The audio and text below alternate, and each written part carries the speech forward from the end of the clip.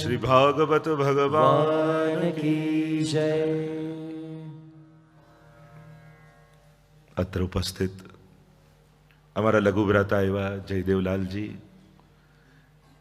ચિરંજીવી વ્રજરાજ બાબા, બંને બેટીજી, વિજયભાઈ મોરજરિયા એવં લલિતાબેનનો સમગ્ર પરિવાર, પ્રધાન મનોરથી પરિવાર, એવં મારો વલ્લભનો સમગ્ર પરિવાર, મારો વલ્લભીય પરિવાર, મારો વૈષ્ણવ પરિવાર.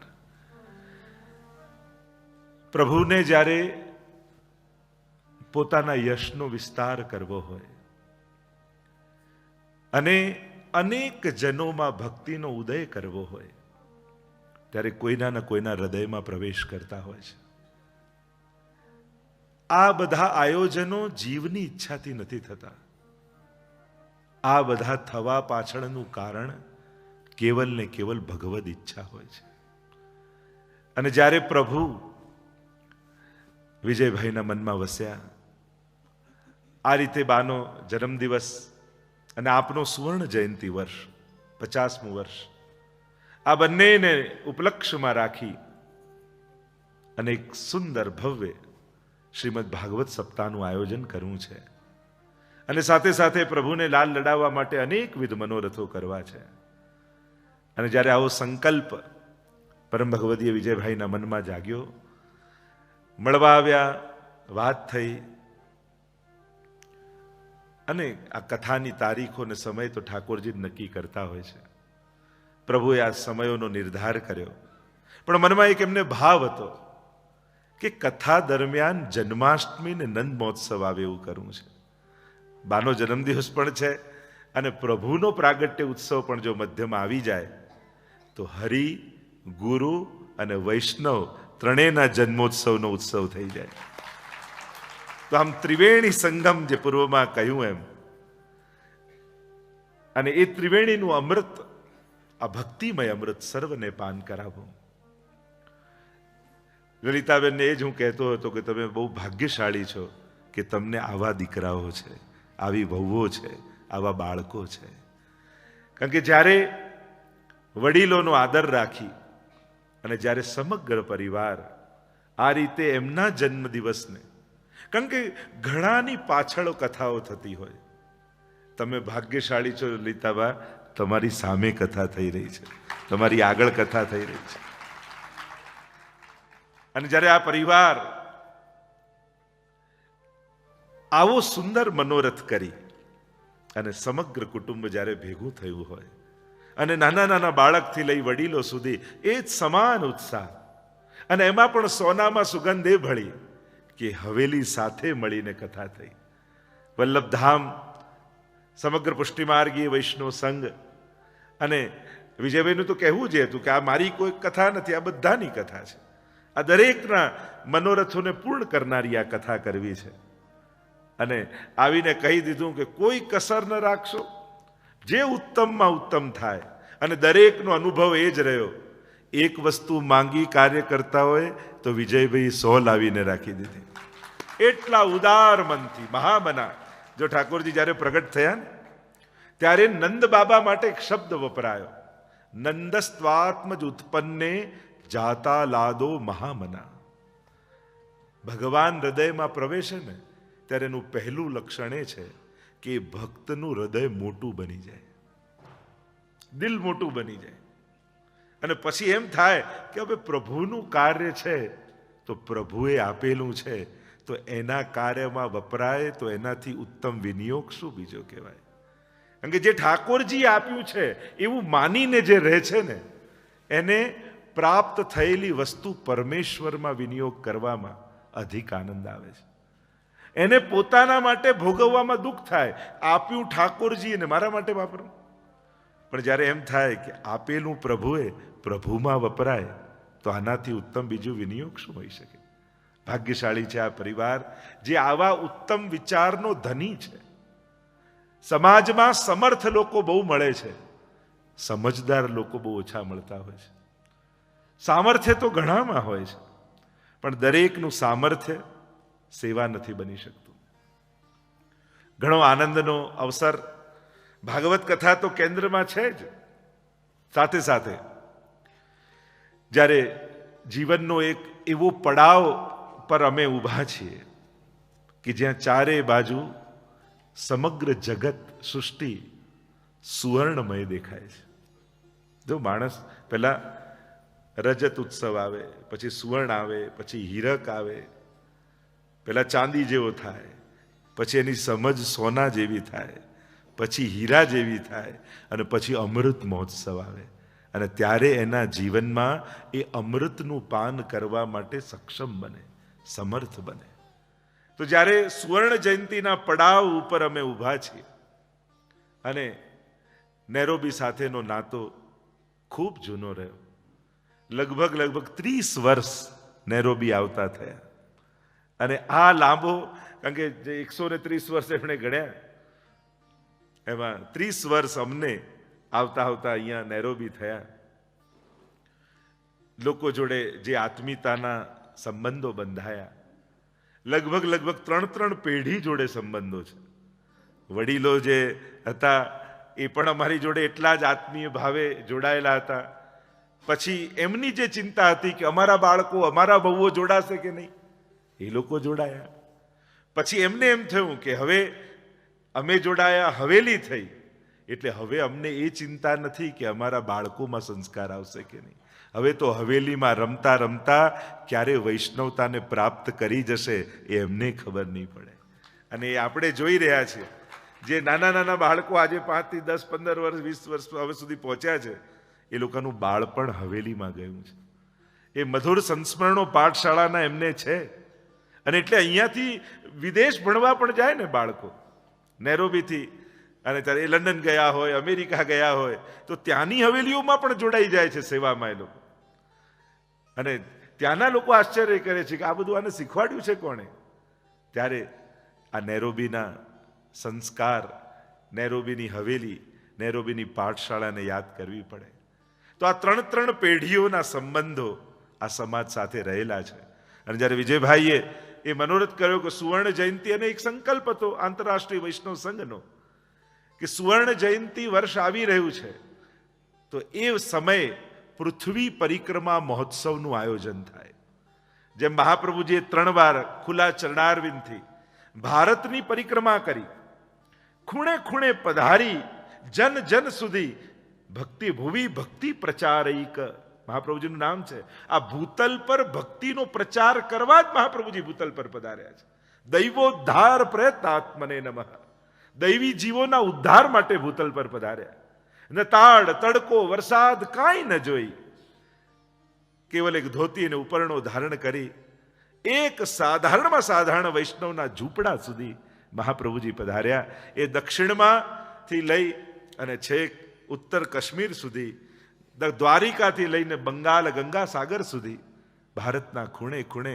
જો ભારતને અખંડ જે ભારતત્વ આપ્યું છે, એ કોઈ રાજનેતાઓએ નથી આપ્યું, એ આપણા ધર્માચાર્યોએ આપ્યું છે. કારણ કે આજે પણ સરકાર એમ કહેતી હોય કે આટલા લાખ ગામડા સુધી અમે વીજળી નથી પહોંચાડી શક્યા, રોડ નથી પહોંચાડી શક્યા, પણ જ્યાં વીજળી અને રોડ નથી પહોંચ્યા ત્યાં ભક્તિનો પ્રચાર અમારા આચાર્યોએ કર્યો છે, સેવાનો પ્રચાર અમારા આચાર્યોએ કર્યો છે. નાના નાના ગામડાઓ સુધી અમારા આચાર્યો પધાર્યા છે. અને ભારતને એક તાતણે, ભક્તિના તાતણે, ભક્તિની ડોરીએ પીરવ્યો છે. તો મહાપ્રભુજીએ 3 વાર ભારત વર્ષની પરિક્રમા કરી. એક સંકલ્પ એ થયો કે જ્યારે સુવર્ણ જયંતિના પડાવમાં છે તો આખા પૃથ્વીની પરિક્રમા થાય. 50મું વર્ષ છે તો વિશ્વના 50 દેશોમાં એ ઉજવવું. અને proud to be a Vaishnav, એ કેમ્પેન વિશ્વભરમાં ચલાવવું. કે જ્યારે તમે એક વૈષ્ણવ કુળમાં જન્મ લો છો, ત્યારે એ કેવલ એ કુળમાં જન્મ્યા એટલે કંઠી ગળામાં આવી ગઈ એટલી નાની સૂની ઘટના નથી. અનેક જન્મોની સાધના, આરાધના, વ્રત, નિયમ, તપ, આ બધું જ કરતા કરતા કોઈ એક જીવ વૈષ્ણવ કુળમાં વૈષ્ણવ બાળક તરીકે જન્મ લે છે. આ કેવલ કોઈ અકસ્માત નથી, આ ભગવાનની વ્યવસ્થા હોય છે કે આનો આ કુળમાં જન્મ થવો, એક વૈષ્ણવ પરિવારમાં એનું જન્મ લેવું, એના ગત અનેક જન્મોના સૂચિનામ શ્રીમતામ કે ગીતાજીનો જો પુરાવો આપું તો ભગવાન સ્વયં કહે છે કોઈ ભક્ત કુળમાં જન્મ લેવો એ કોઈ આકસ્મિક ઘટના નથી હોતી, એ ભગવાનનું આયોજન હોય છે. એના પુણ્યો જ્યારે ઉદય થતા હોય કોઈ વ્યક્તિના, ત્યારે એનો એક વૈષ્ણવ બાળક તરીકે જન્મ થતો હોય છે. અને એટલા માટે સમગ્ર વૈષ્ણવી સૃષ્ટિને એને જે મળ્યું છે અને એ ભૂલી ગયો છે, એ મળેલી વસ્તુનું ગૌરવ યાદ અપાવવું છે કે તું વૈષ્ણવ છો. અને વૈષ્ણવતાનું ગૌરવ દરેકની ભીતર જાગે એવું એક મહાઅભિયાન. અને જેમ અમારી વિદેશ યાત્રાની શરૂઆત નેરોબીથી થઈ હતી, અને નેરોબી એટલે કે કેનિયામાં ઇક્વેટર છે, વિષુવવૃત્ત રેખા એટલે કે મધ્ય ભાગ પૃથ્વીનો, અને પૃથ્વી પરિક્રમા કરવી છે તો સંકલ્પ એ થયો કે જ્યાં ભારતની બહાર પહેલો પગ મૂક્યો હતો ત્યાંથી જ 50 દેશોની યાત્રાને શરૂઆત કરી. નહીં તો આનાથી પૂર્વ જ્યાં યાત્રા હતી એ દેશના લોકોએ પણ મનોરથો કર્યા હતા કે અહીંયાથી આપણે કરી લઈએ, પણ એક સંકલ્પ એ થયો કે આ પ્રી ઉત્સવ તરીકે ઉજવાય બધે બધાય, પણ શરૂઆત એ પૃથ્વી પરિક્રમાની આપણે નેરોબીથી કરીશું. અને 1 તારીખે અહીંયા એ મહામહોત્સવ, પૃથ્વી પરિક્રમા મહોત્સવનો આપણે સાથે મળી મહામહોત્સવ કરીશું, પુષ્ટિ ધ્વજ ફરકાવીશું. પછી અહીંયાથી મળેલો એ પુષ્ટિ ધ્વજ લઈ અને આખા વિશ્વની પરિક્રમા થશે. એટલે એ ધ્વજ નેરોબીના વૈષ્ણવોના હાથે, અને હું તો ઈચ્છીશ બહારથી જેટલા બધા આવ્યા હોય બધા જ ભેગા મળી એ ધ્વજ જ્યારે આપે અને પછી એ ધ્વજ લઈ અને આ 50 દેશોની પૃથ્વી પરિક્રમા થાય. જન જનમાં એક ચેતના જાગે, કારણ કે આ 50મું વર્ષ જ્યારે જીવનમાં કોઈ પડાવ રૂપે આવતું હોય છે, પણ જ્યારે આચાર્ય સ્થાને હોઈએ છે ત્યારે આપણું વ્યક્તિગત કાંઈ નથી હોતું. ત્યારે લોકોની લાગણીને માન આપીને જીવતા હોઈએ છીએ, લોકોની શ્રદ્ધાને સન્માન આપીને નિર્ણયો લેવાતા હોય છે.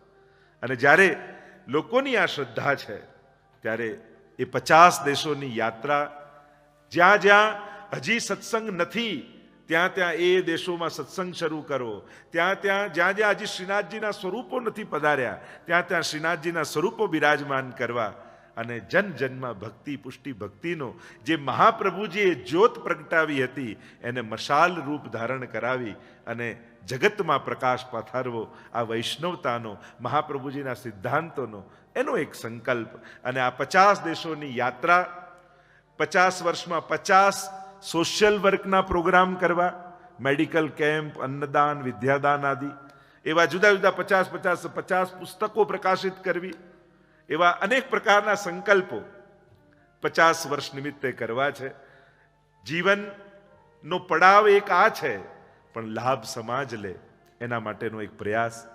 અને કેવલ આ 50 દેશોની યાત્રા એ કેવલ સ્ટેજ પૂરતું મર્યાદિત ન રહેતા, કેવલ આનંદ પ્રમોદ નૃત્ય ગાન જેટલું જ મર્યાદિત ન રહેતા, એક સંકલ્પ એ કર્યો કે 50 દેશોની યાત્રા દરમિયાન જે કાંઈ પણ સેવા પ્રાપ્ત થશે એ સેવાથી અમદાવાદ ખાતે પુષ્ટિ માર્ગની સર્વપ્રથમ વલ્લભાચાર્ય ઇન્ટરનેશનલ ગર્લ્સ સ્કૂલનું નિર્માણ કરવામાં આવશે. કન્યાઓના શિક્ષણ માટેનું એક વિશાળ સંકુલ અને ગુજરાતની ફર્સ્ટ નંબરની સ્કૂલ બને એવા પ્રકારનું એક સ્કૂલ, ગર્લ્સ સ્કૂલનું નિર્માણ, કે દીકરીઓ એમાં ભણે અને પોતાના જીવનને ઉન્નત કરે એવા પ્રકારનો એક સંકલ્પ. એટલે આ સંકલ્પથી સર્જન સુધીની યાત્રા આપણે કરવાની છે. સંકલ્પની ધ્વજા લઈને પરિક્રમા કરીશું અને નિર્માણના સર્જન સુધી પહોંચીશું. આવા પ્રકારની એક દિવ્ય અલૌકિક યાત્રા આ કથાના પ્રથમ દિવસથી આપણે પ્રભુના ચરણોમાં વિનંતી કરી આ મહામહોત્સવનો પ્રારંભ કરવા જઈ રહ્યા છીએ. આ ઉત્સવની વિશેષતા એ પણ રહી કે જેમ પૂર્વમાં વચનામૃતમાં કહ્યું, પ્રથમ જ વાર અમારા લઘુ ભ્રાતા જયદેવલાલજી અને વ્રજરાજ બાવાનું નેરોબી આવવાનું થયું. અને કાલે જ મને કહેતા હતા એવું લાગતું જ નથી કે અમે પહેલી વાર આવ્યા હોઈએ, એમ જ લાગે જાણે બધા ઓળખીતા જ છે અને સાથે આનંદ કરી રહ્યા છે. અને ખૂબ એમને પણ પ્રસન્નતાથી, અને જેટલા બહારગામથી વૈષ્ણવ આવ્યા છે એ બધા જ પોતાનો ભાવ અભિવ્યક્ત કરી રહ્યા હતા. દરેક વ્યક્તિના હૃદયમાં એટલો ઉત્સાહ. હમણાં ગત 2 દિવસ જે ઉત્સવ આપણે બધાએ કર્યા, એ ઉત્સવનો આનંદ એવો હતો કે જાણે આંખમાં ઉડીને વસી જાય આ એક ઝાંખી ઠાકોરજીની. અને પ્રભુ કેટલા પ્રસન્નતામાં હતા. હું તો જ્યારે ઉત્સવ ચાલતો હોય, વૈષ્ણવ આનંદ કરતા હોય, એટલે થોડી વારમાં એક દ્રષ્ટિ ઠાકોરજીના મુખારવિંદ સામે કરી લો. ઠાકોરજી કેટલા આનંદમાં બિરાજતા હોય. જ્યારે વૈષ્ણવમાં આવો ઉત્સાહ હોય ત્યારે આ પ્રભુની પ્રસન્નતાનું કારણ બનતું હોય છે. શ્રીમદ ભાગવત સપ્તાહનો આ એક સંકલ્પ.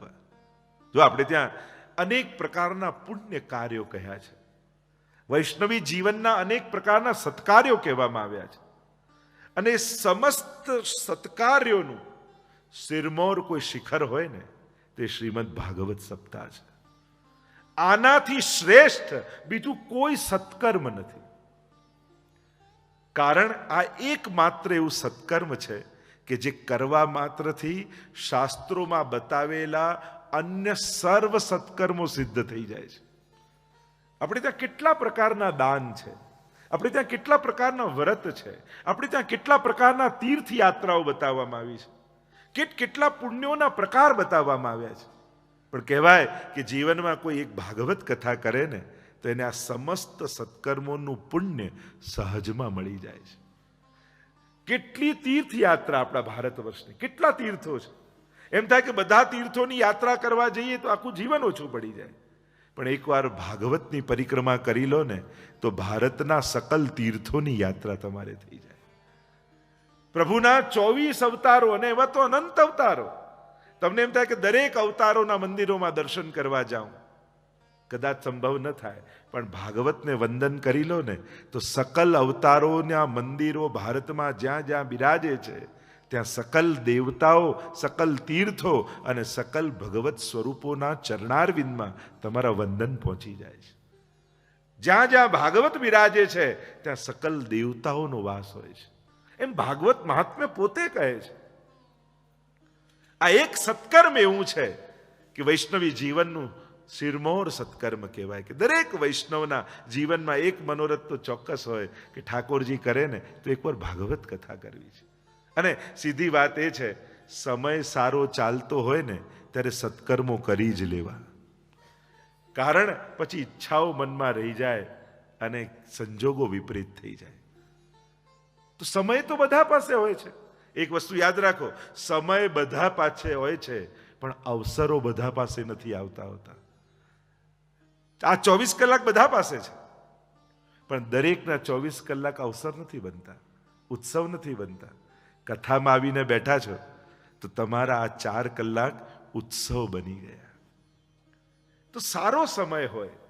પેલું કહેતા ને કે એકવાર રાજા બહુ મોટો દાની હતો, એટલે જેટલા આવે એટલા દાન કરી દે. પ્રધાનને એમ થયું કે આ બધું લૂંટાવી દેશે તો બધો ખજાનો ખતમ થઈ જશે. લાવ રાજાને કંઈક સમજાવું. હવે સીધું તો રાજાને કહેવાય નહીં, એટલે રાજાએ કહ્યું પ્રધાનને કે જો પ્રધાન, મારી પાસે કેટલા લોકો લેવા આવે છે અને હું બધાને ભરીને દાન આપું છું. ત્યારે પ્રધાને થોડું મેણું માર્યું, ટોણો માર્યું, કહ્યું મહારાજ, જ્યાં ગોળ હોય ને ત્યાં માખી આવી જ જાય. અને આ વાત રાજાના મનમાં રહી ગઈ. અડધી રાત ઊંઘ નથી આવતી રાજાને, અને પ્રધાનને પાસે સિપાહીને મોકલ્યા અને કહ્યું કે તમને રાજા બોલાવે છે. અરે અડધી રાતના કે યુદ્ધ છેડાયું છે? ના, અત્યારે રાજાએ બોલાવે છે. અને દોડતો પ્રધાન આવ્યો અને જુએ તો રાજમહેલના દરબારમાં એકલો રાજા સિંહાસન પર બેઠો છે, સામે એક ગોળની ઢેલી પડી છે. અને પ્રધાન આવ્યો, શું થયું મહારાજ, શું આજ્ઞા છે? તમે તો કહ્યું હતું ને કે જ્યાં ગોળ હોય ત્યાં માખી આવી જ જાય. જો પ્રધાન, ગોળની ઢેલી પડી છે ને એકે માખી નથી. ત્યારે પ્રધાને કહ્યું મહારાજ, એ તો દિવસ હોય તો માખી આવે, અંધારી રાતમાં થોડી આવે.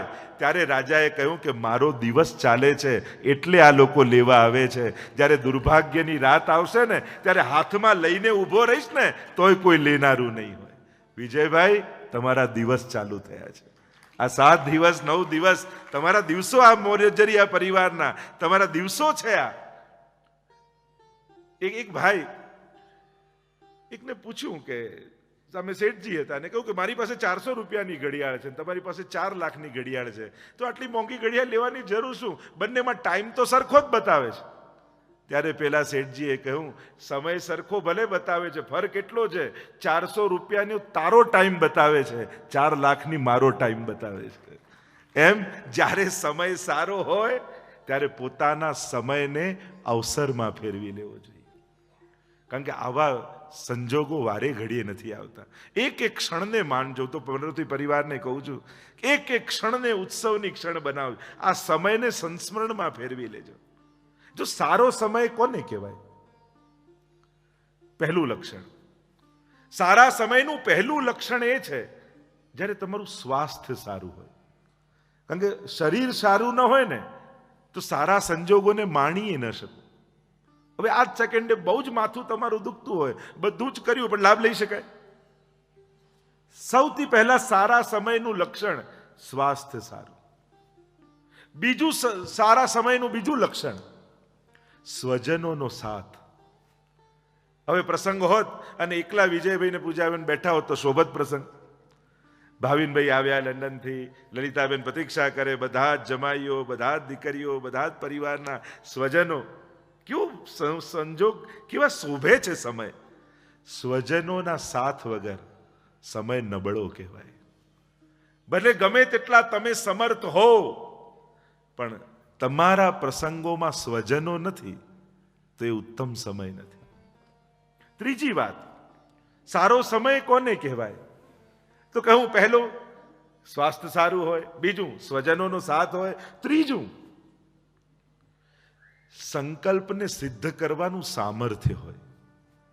જો ઘણીવાર ઈચ્છાઓ તો ઘણાના મનમાં હોય પણ સામર્થ્યનો અભાવ હોય છે. ઘણીવાર મનોરથો મનમાં થાય પણ એમ થાય કે ઠાકોરજી સામર્થ્ય આપે ત્યારે કરું. તો જ્યારે તમે તમારી ઈચ્છાઓને પૂરી કરી શકો એવું સામર્થ્ય, ઈચ્છા અને સામર્થ્ય એક ક્ષણે ભેગા થાય ને ત્યારે માનવું કે સારો સમય ચાલી રહ્યો છે. નહીં તો મોટા ભાગે શું થાય, જ્યારે તમને ઈચ્છાઓ હોય છે ત્યારે સામર્થ્ય નથી હોતું. એમ આવી ગાડી લઉં, આવું ઘર લઉં. જે સમયે જીવનના પડાવમાં ઈચ્છાઓ હોય ત્યારે સામર્થ્ય ન હોય, અને જ્યારે સામર્થ્ય આવી જાય, હવે આ ઉંમરે મર્સિડીઝ લઈને શું કરવાનું, પછી એમ થઈ હવે આ ઉંમરે મોટું ઘર બાંધીને કોણ ચોખ્ખું કરશે? એ ચોખ્ખું કરવાની ચિંતા અહીંયા તો નથી, પણ છતાં એમ થાય કે મોટું ઘર કરીને હવે શું કરવાનું? સામર્થ્ય આવ્યું, ઈચ્છાઓ મરી ગઈ. સુખ એને જ કહેવાય કે જે ક્ષણે સમય અને સામર્થ્ય એક ક્ષણે ભેગું થાય. અને અમુક વસ્તુઓ અમુક ઉંમરે મળે ને તો જ એની મહત્તા છે. સમય વીત્યા પછી એને મેળવવાનું પણ કંઈ ખાસ મહત્વ રહેતું નથી. તો સંકલ્પને પૂરું કરવાનું સામર્થ્ય. અને પાછા આવા ઉદાર મનોરથી હોય એ તો એમ કે જે ઉત્તમમાં ઉત્તમ થાય એ જ કરો, જે સારામાં સારું થાય. મારા ઠાકોરજીનો પ્રસંગ છે, મારો મનોરથ છે, મારો ઠાકોરજી રાજી થાય એ રીતે કરો.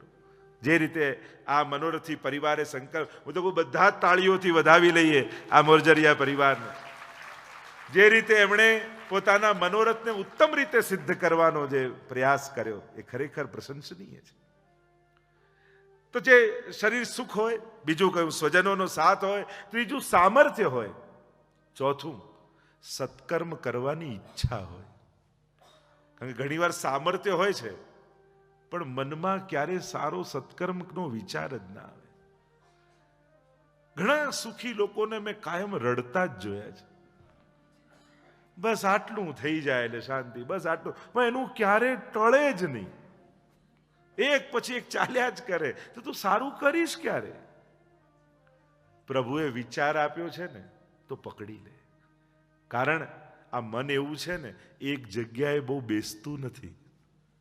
આજે સત્કર્મના પલડા ઉપર બેઠું છે તો કરી લે. કારણ કે દરવાજાની બહાર જઈને બુદ્ધિ બગડી જાય, બદલાઈ જાય, કાંઈ ભરોસો રહેતો નથી.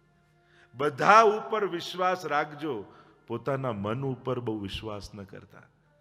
આજે સારો વિચાર આવ્યો એવું ન માનતા, આ તો 2 વર્ષ પછી કરીશ તો મન એવું જ રહેશે, એની કોઈ ખાતરી નથી. એટલે આપણે ત્યાં મહાભારતમાં પ્રસંગ પણ આવે છે ને કે જ્યારે કોઈ ભિક્ષુક લેવા માટે આવ્યો અને ભીમ અને યુધિષ્ઠિર ઊભા હતા, અને યુધિષ્ઠિર કોઈ કામમાં હતા અને રથ ઠીક કરી રહ્યા હતા. એટલે પેલા ભિક્ષુકને કહ્યું કે કાલે આવજે, કાલે આપીશ. અને પેલો ભિક્ષુક નીકળી ગયો ને ભીમ તો ઢોલ હાથમાં લઈને વગાડવા લાગ્યો, મારા મોટા ભાઈએ સમયને જીતી લીધો. દોડતા આવ્યા યુધિષ્ઠિર કહેવા લાગ્યા, મેં ક્યાં સમયને જીત્યો? આ ઢોલ કેમ વગાડે છે આખા ગામમાં? અરે જે કોઈ ન કરી શક્યું એ તમે કર્યું છે, તમે સમયને જીતી લીધો છે. પણ મેં ક્યાં જીત્યો? કેમ તમે કહ્યું ને કાલે આવજે. શું કાલે સંભવ નથી કે પેલો ભિક્ષુક જીવતો ન હોય? શું કાલે સંભવ નથી કે તમે જીવતા ન હો? શું કાલે એ સંભવ નથી કે પેલો સુખી થઈ ગયો હોય? શું કાલે સંભવ નથી કે આપણે ગરીબ થઈ ગયા હોઈએ? કાલે શું એ સંભવ નથી કે બંનેનો મેળાપ જ ન? કેટલી અસંભાવનાઓ રહેલી છે કાલે. તમને ખાતરી છે કે તમે ધાર્યો એવો જ સમય કાલે રહેવાનો છે, એટલે તમે તો સમયને જીતી લીધો. યુધિષ્ઠિરે એ જ સેકન્ડે પેલાને બોલાવ્યો અને ખિસ્સામાંથી કાઢીને આપી દીધું. કારણ સમજણ આજે સારી છે, કાલે કેવી રહે કોને ખબર? કાંઈ જ ખબર નથી. અને એટલા માટે સત્કર્મોને ટાળવાની, સદવિચારોને ટાળવાની, એને બને એટલા શીઘ્રતાથી પૂર્ણ કરવાનો પ્રયાસ કરો.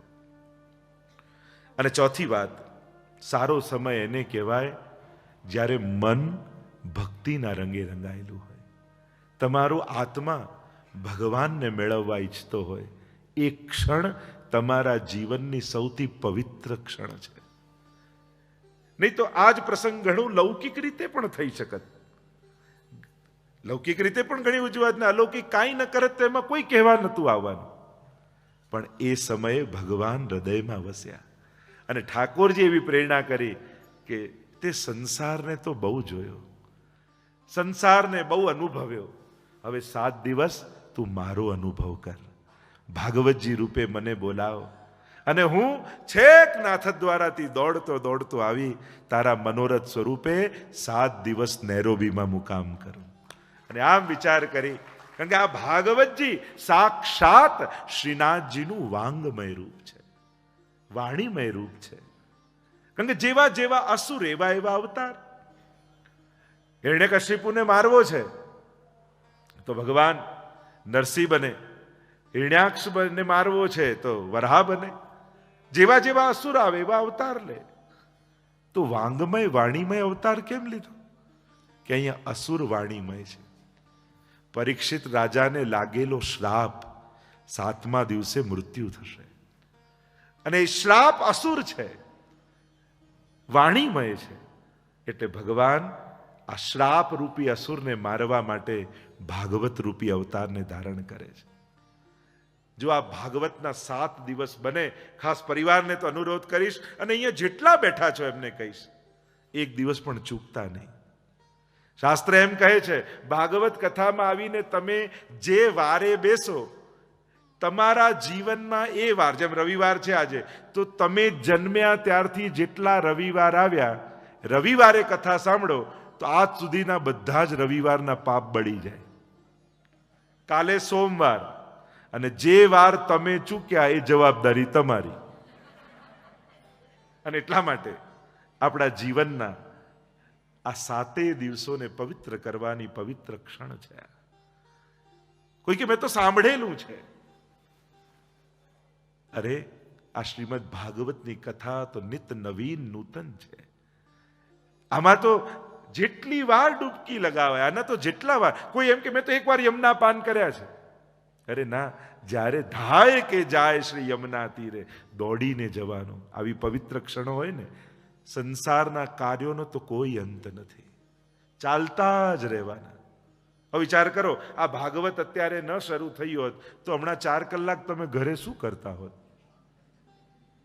કેમ હસવું આવ્યું બધાને? હું તો એમ જ કહેવા જતો હતો કે માળા ફેરવતા હોત, પણ તમને ખબર છે કે તમે શું કરતા હોત.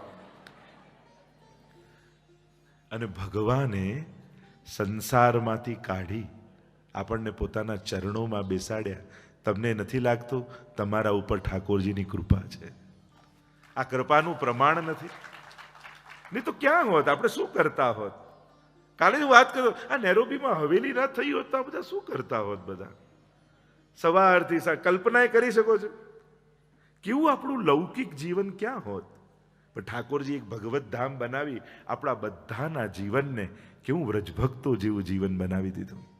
એક વસ્તુ યાદ રાખો, માણસ જન્મે વ્યક્તિ તરીકે, જીવે વૈષ્ણવ તરીકે, અને જાય ત્યારે વ્રજભક્ત બનીને જાય ને, ત્યારે જ એના જીવનની સાર્થકતા છે. વ્યક્તિ બનીને જન્મેલો જીવ વ્રજભક્તની ઊંચાઈ પામી ભગવત પ્રાપ્તિ કરે ત્યારે જ એના જીવનની સફળતા છે. અને આ યાત્રા એ ભાગવતની યાત્રા છે. વ્યક્તિ આવીને બેસશે, સાંભળતા સાંભળતા વૈષ્ણવ બનશો. અને ભાગવત જેને સાંભળી છે એની ગતિ વ્રજભક્તોની થાય છે. એને ક્યારેય પણ યમ દર્શન થતા નથી, એને તો યમુનાના દર્શન થાય છે. એને તો વ્રજભક્તો લેવા આવે છે. અને હું નથી કહેતો, આ બધાના પ્રમાણ છે ભાગવત. અંતકાલે તું એ નૈવ શ્રૂયતે સુખ શાસ્ત્ર વાક. અંત સમયમાં જે ભાગવતને સાંભળી લે એને તો સ્વયં ભગવાન લેવા આવે છે. અને એમાં પણ જ્યારે આટલા ભૂદેવો, વિદ્વાન ભૂદેવો બિરાજમાન છે, ભાગવતજીના પારાયણ કરી રહ્યા છે, તો આ સ્થળ હવે કોઈ હોલ નથી રહ્યો. આ તીર્થ છે 7 દિવસ માટે. અહીંયા આવીને કેવલ બેસશો ને તો પણ બેઠા બેઠા પણ તમે પવિત્ર થઈ જશો. આ શાસ્ત્ર એમ કહે છે કે જ્યાં ભાગવત બિરાજે ત્યાં સકલ તીર્થોનો વાસ થઈ જાય. આ એક સત્કર્મથી સકલ સત્કર્મો સિદ્ધ થઈ જાય.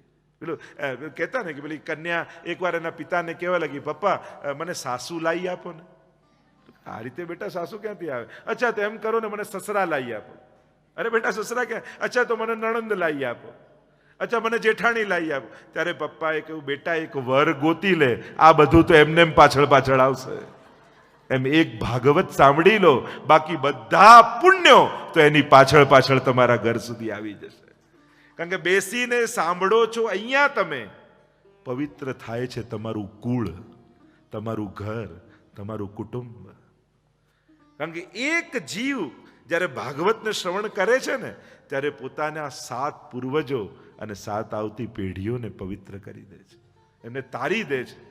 એવું પવિત્ર પ્રભાવ આ ભાગવતનું કર્મ નથી, એનો પ્રભાવ છે કે આમાં બિરાજેલા સાક્ષાત હરિ એ આનંદ માત્ર કરપાદ મુખોદરાદી એવા બ્રહ્મ આનંદ રૂપ ધારણ કરી અતિરે આનંદ ભર્યા આવો મારે અંગે શ્યામ સુંદર વર બેઠા છો સંગે મુખડું જોયા વિના પાણી નવ પીવું રે રસિક સુંદર વર જોઈ જોઈ જીવું રે રસિક સુંદર વર શિર લાગી જન્મો જન્મ મારી ભાવટ ભાગી સગપણ તો શામળિયાનું સાચું બાકી સર્વે દિશે છે કાચું મુજને નવારીશ મારી રે માડી દર્શન કરવા હું જાઈશ દાડી કહેશે રે તેણે કહેવારે દઈશું આપણ સર્વે સાંભળી લઈ. પ્રભુનું આહ્વાન કરીએ, પ્રભુ પધારો. હે વલ્લભ ધામમાં બિરાજતા ગોપાલ પ્રભુ, 7 દિવસ અમારા ભાગવતજીમાં બિરાજો. આપના મનોરથો કરવા ત્યાં આવીએ અને આપ કૃપા કરીને અહીં મનોરથોમાં પધારો. આવો સુભગ સંગમ, સ્વરૂપ અને કથા, સેવા અને કથાનો સુભગ મિલન અહીંયા થવા જઈ રહ્યું છે. જ્યાં જ્યાં ભાગવત હોય ત્યાં ભગવાન નિશ્ચિત હોય. પ્રભુનું એ અભય વચન છે, ભક્તિ સૂત્રોપનદ્ધ, ભક્તિના સૂત્રથી બંધાઈ પરમાત્મા જ્યાં જ્યાં ભાગવત હોય ત્યાં પધારે છે. યત્ર યત્ર ચતુર્વક્ત્ર શ્રીમદ ભાગવતમ ભવેત ગચ્છામિ તત્ર તત્રાહમ गौर यथा सुतवत्सला. स्कंद पुराण कहता है भगवान जब जीव कथा सुनने जाता है तो उसके पीछे पीछे जैसे गाय अपने बछड़ों को प्यार करती, दुलार करती, उसको चाटती हुई उसके पीछे पीछे जाती है, वैसे ही हमारे ठाकुर जी आपके पीछे पीछे आकर आपकी गोद में बैठकर कथा सुनते हैं। ऐसा महात्म्य भागवत का है। भगवान ने समझવાનો अवसर એટલે ભાગવત. ભગવાનને જોવા બહુ સહેલા છે, પણ ભગવાનને સમજવા બહુ કઠિન છે. અને ભગવાનને સમજશો નહીં ને તો મળેલા ભગવાન પણ આનંદ નહીં આપી શકે. યુવાનો માટે ખાસ કહીશ, આ 7 દિવસ એક મોકો મળ્યો છે. સંસારને અનેક પ્રકારથી આપણે અનુભવ્યો છે. 7 દિવસ ભગવાનનો અનુભવ કરવાનો છે. આના એક એક શબ્દમાં સ્વયં શ્રીનાથજી બાબા બિરાજમાન છે. તમે કાંઈ નહીં કરો, ખાલી બેસશો, સાંભળશો ને તો એ ભગવાન કર્ણેન્દ્રિયથી હૃદયમાં પ્રવેશ કરી તમારા અંતઃકરણને પવિત્ર કરી દેશે. તમને ભગવાનમાં ક્યારે પ્રેમ થઈ જશે ને તમને ખબર નહીં પડે. એટલે હું તો જ્યારે ભાગવત સપ્તાહ શરૂ થાય ને ત્યારે પહેલા જ દિવસે કહું કે બધા પોતપોતાની સેલ્ફી પાડી લેજો. કારણ કે 7મા દિવસે આ જ ચહેરો જુદો હશે, 7મા દિવસે આ જ આંખો જુદી હશે, 7મા દિવસે આ જ હૃદયના ભાવો કંઈક જુદા હશે. તમે પોતે જ એના ઉદાહરણ બની જશો. એટલે મારે સમજાવવું નહીં પડે કે ભાગવતમાં ભગવાન છે. તમારો આ અનુભવ બની જશે કે જાણે ભગવાને હાથ લાંબો કરી તમારા માથે હાથ મૂક્યો હોય ને એવી શીતળતા અને શાંતિનો તમને અનુભવ થશે. તમે પોતે જ અનુભવ કરશો. માનો ઠાકોરજીએ મને ગોદમાં લઈ લીધો છે. એક નાનકડું બાળક જે માની ગોદમાં આવીને કેવી શાંતિ અને સુરક્ષાનો અનુભવ કરે, એમ જ ભાગવત રૂપી ભગવાનની ગોદમાં બેસી તમને એવો જ અનુભવ થશે. અને એટલે જો ને ક્યાંય જેને ઊંઘ ના આવતી હોય ને કથામાં બહુ સારી આવી જાય. કારણ અહીંયા તો શાંતિ છે. ભાગવત પરમ શાંતિનો અનુભવ કરાવે છે. એવી આ દિવ્ય ભાગવત કથા છે. અને અહીંયા સૂઈ જવું હોય ને તો સુવાની એ છૂટ. કારણ કે સંસારમાં તમને કોઈ શાંતિથી ઊંઘવા નહીં દે. કોણ સુવા? કેટલી ચિંતાઓથી ઘેરાયેલો માણસ ગમે તેટલો મોંઘો પલંગ લાવે તોય ઊંઘ ક્યાં છે? અને અહીંયા બેઠા બેઠા ઘણા તો એવા ઊંધા પડી જાય કે આટલી સરસ ઊંઘ. સુખ જો સારા સમયની એક નિશાની સારી નીંદ પણ છે. કારણ કે જે સારું સૂતો નથી ને એ સારું જાગી પણ શકતો નથી. આ પણ નિશ્ચિત છે. જેની નિંદ્રા સારી નથી એની જાગૃતિ પણ સારી નથી હોતી. જોજો એના કર્મમાં ફેર પડી જાય. તમને કોઈ અઠવાડિયું સુવા ન દે, ગમે તેટલો સમજદાર, બુદ્ધિશાળી, સામર્થ્યવાળો વ્યક્તિ હોય, 7 દિવસ જાગેલો હોય એનું સામર્થ્ય ગાયબ થઈ જાય, એની સમજદારી જતી રહે, એ ક્રોધી થઈ જાય, એ એકાંત માંગે. જો માણસ જાગૃતિની વાત તો બધા કરે છે, પણ નિંદ્રાનું પણ મહાત્મ્ય છે. અને કથામાં તો હું તો કહું કે આ તો ભવપાર ઉતરવાની નૌકા છે. અને નાવ આ છેડેથી પેલા કિનારે જતી હોય, સૂઈ જાઓ તો એ પાર તો ઉતારે જ છે. તો અહીંયા બેસેલા વ્યક્તિ સૂઈ જાય ને તો આ ભાગવત ભગવાન પાર તો ઉતારશે જ. એવું મહાત્મ્ય કથાનું છે, એવી મહત્તા છે. અને તમે ભાગ્યશાળી, અને આપણે બધા જ, અને હું ને તમે ભક્તિ જ કરીશું ને 7 દિવસ. હું કથા ગાઈ કીર્તન ભક્તિ કરીશ, તમે સાંભળીને શ્રવણ ભક્તિ કરજો. પણ આપણા બધાના બંનેના કેન્દ્રમાં ભગવાન હશે. સંસારની વાતો સંસારીઓ જોડે ખૂબ કરી, આવો ભગવાનની વાતો ભગવદીઓ સાથે કરી. અહીંયા બેસવાનું એક જ નિમિત્ત, ભગવાન, ભગવાનની કથા. અને જ્યારે ભગવાનના થઈ ભગવાન પાસે બેસો છો ને ત્યારે ભગવાનને બહુ ગમો છો. એટલે હું તો કહું ઘણી વાર કે ઠાકોરજી પાસે એટલું માંગજો કે પ્રભુ કમથી કમ તારી પાસે બેઠો હોઉં ને એટલો સમય તારા સિવાય બીજો કોઈ યાદ ના આવે એવા આશીર્વાદ આપ.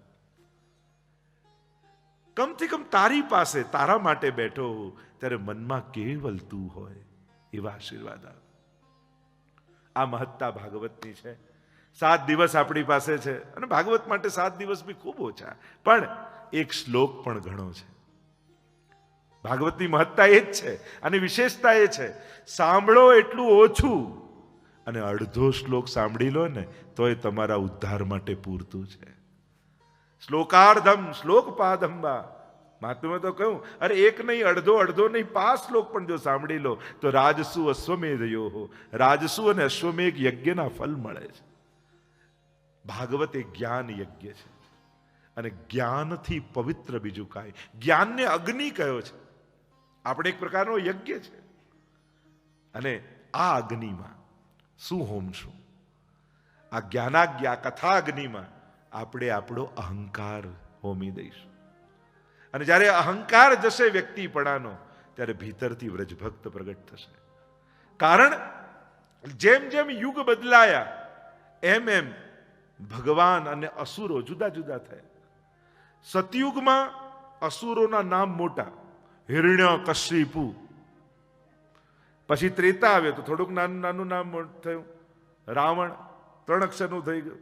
પાછો દ્વાપર આવ્યો તો કંસ 2 જ અક્ષરનું નામ.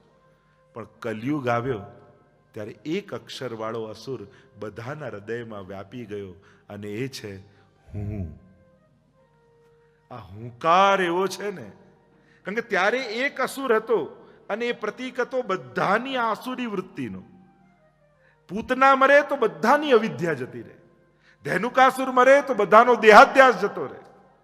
પણ ભગવાનને થયું કે આમાં એક રાખવા જેવું નથી. કલયુગમાં બધાને પર્સનલાઇઝ બધું જોઈશે.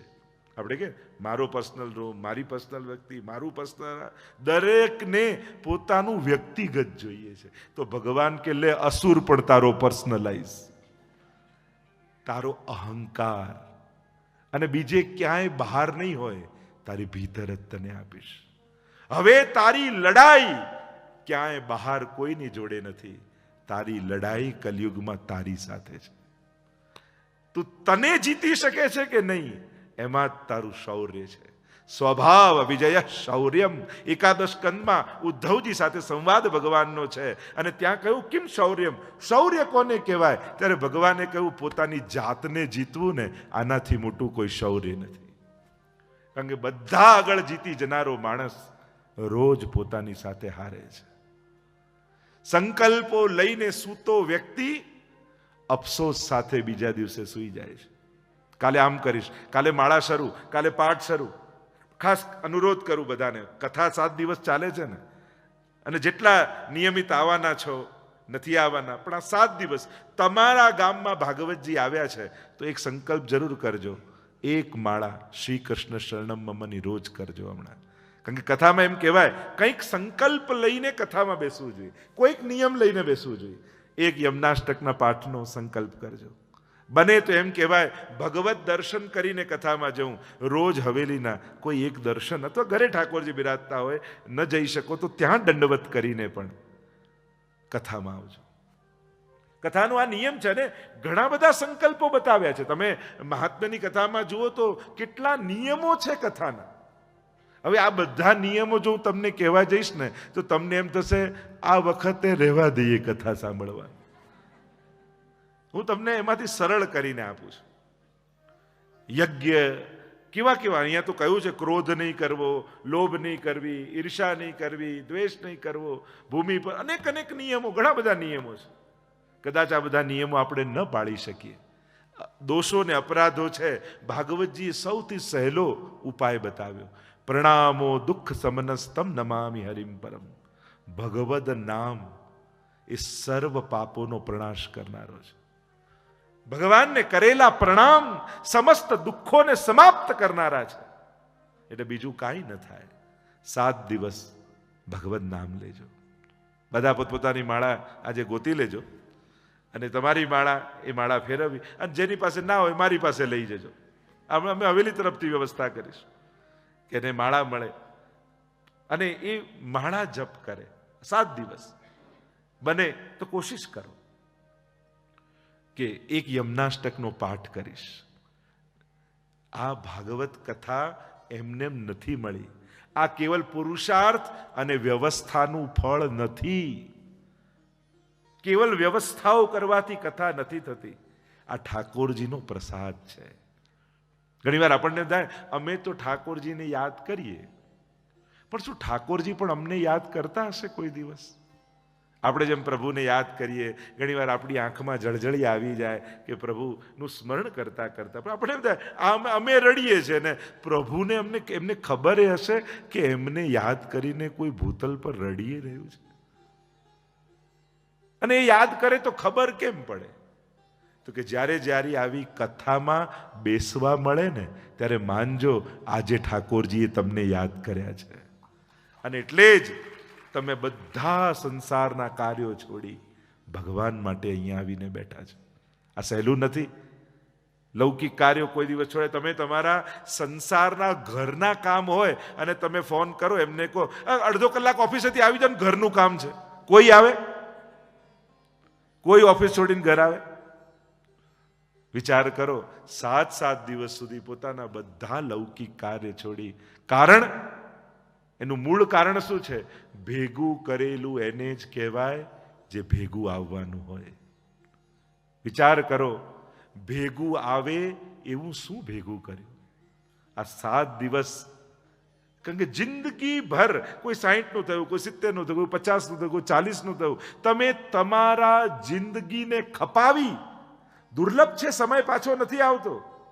તમે સુખ વૈભવ ભેગું કરવામાં તમારા જિંદગીનો ભોગ આપ્યો છે. તમે એમને આ સામર્થ્ય સુખ સગવડતાઓ નથી આવી, એટલી સસ્તી નથી. આપણે આપણી જિંદગીનો ભોગ આપ્યો છે, પણ ભેગું એવું કર્યું જે મૂકીને જવાનું.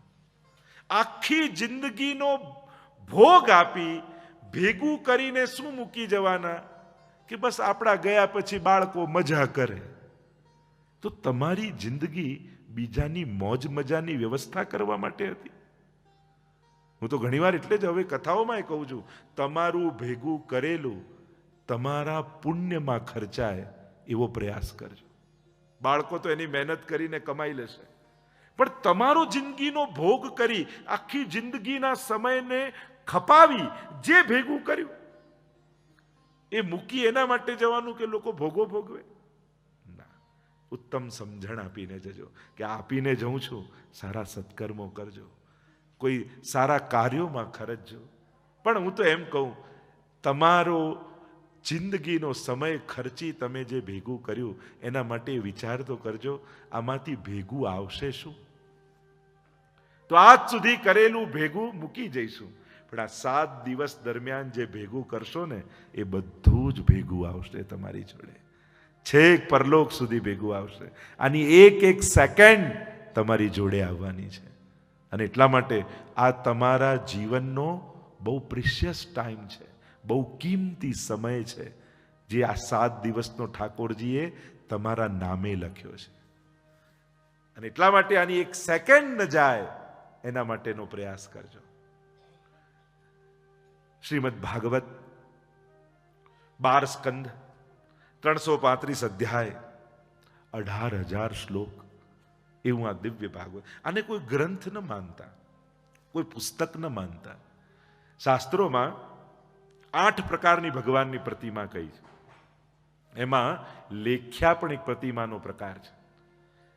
શ્રીમદ ભાગવત, જો એમ કહેવાય કે ભગવાનને જ્યારે પશુ બનવાની ઈચ્છા થઈ તો એ ગાય બની ગયા.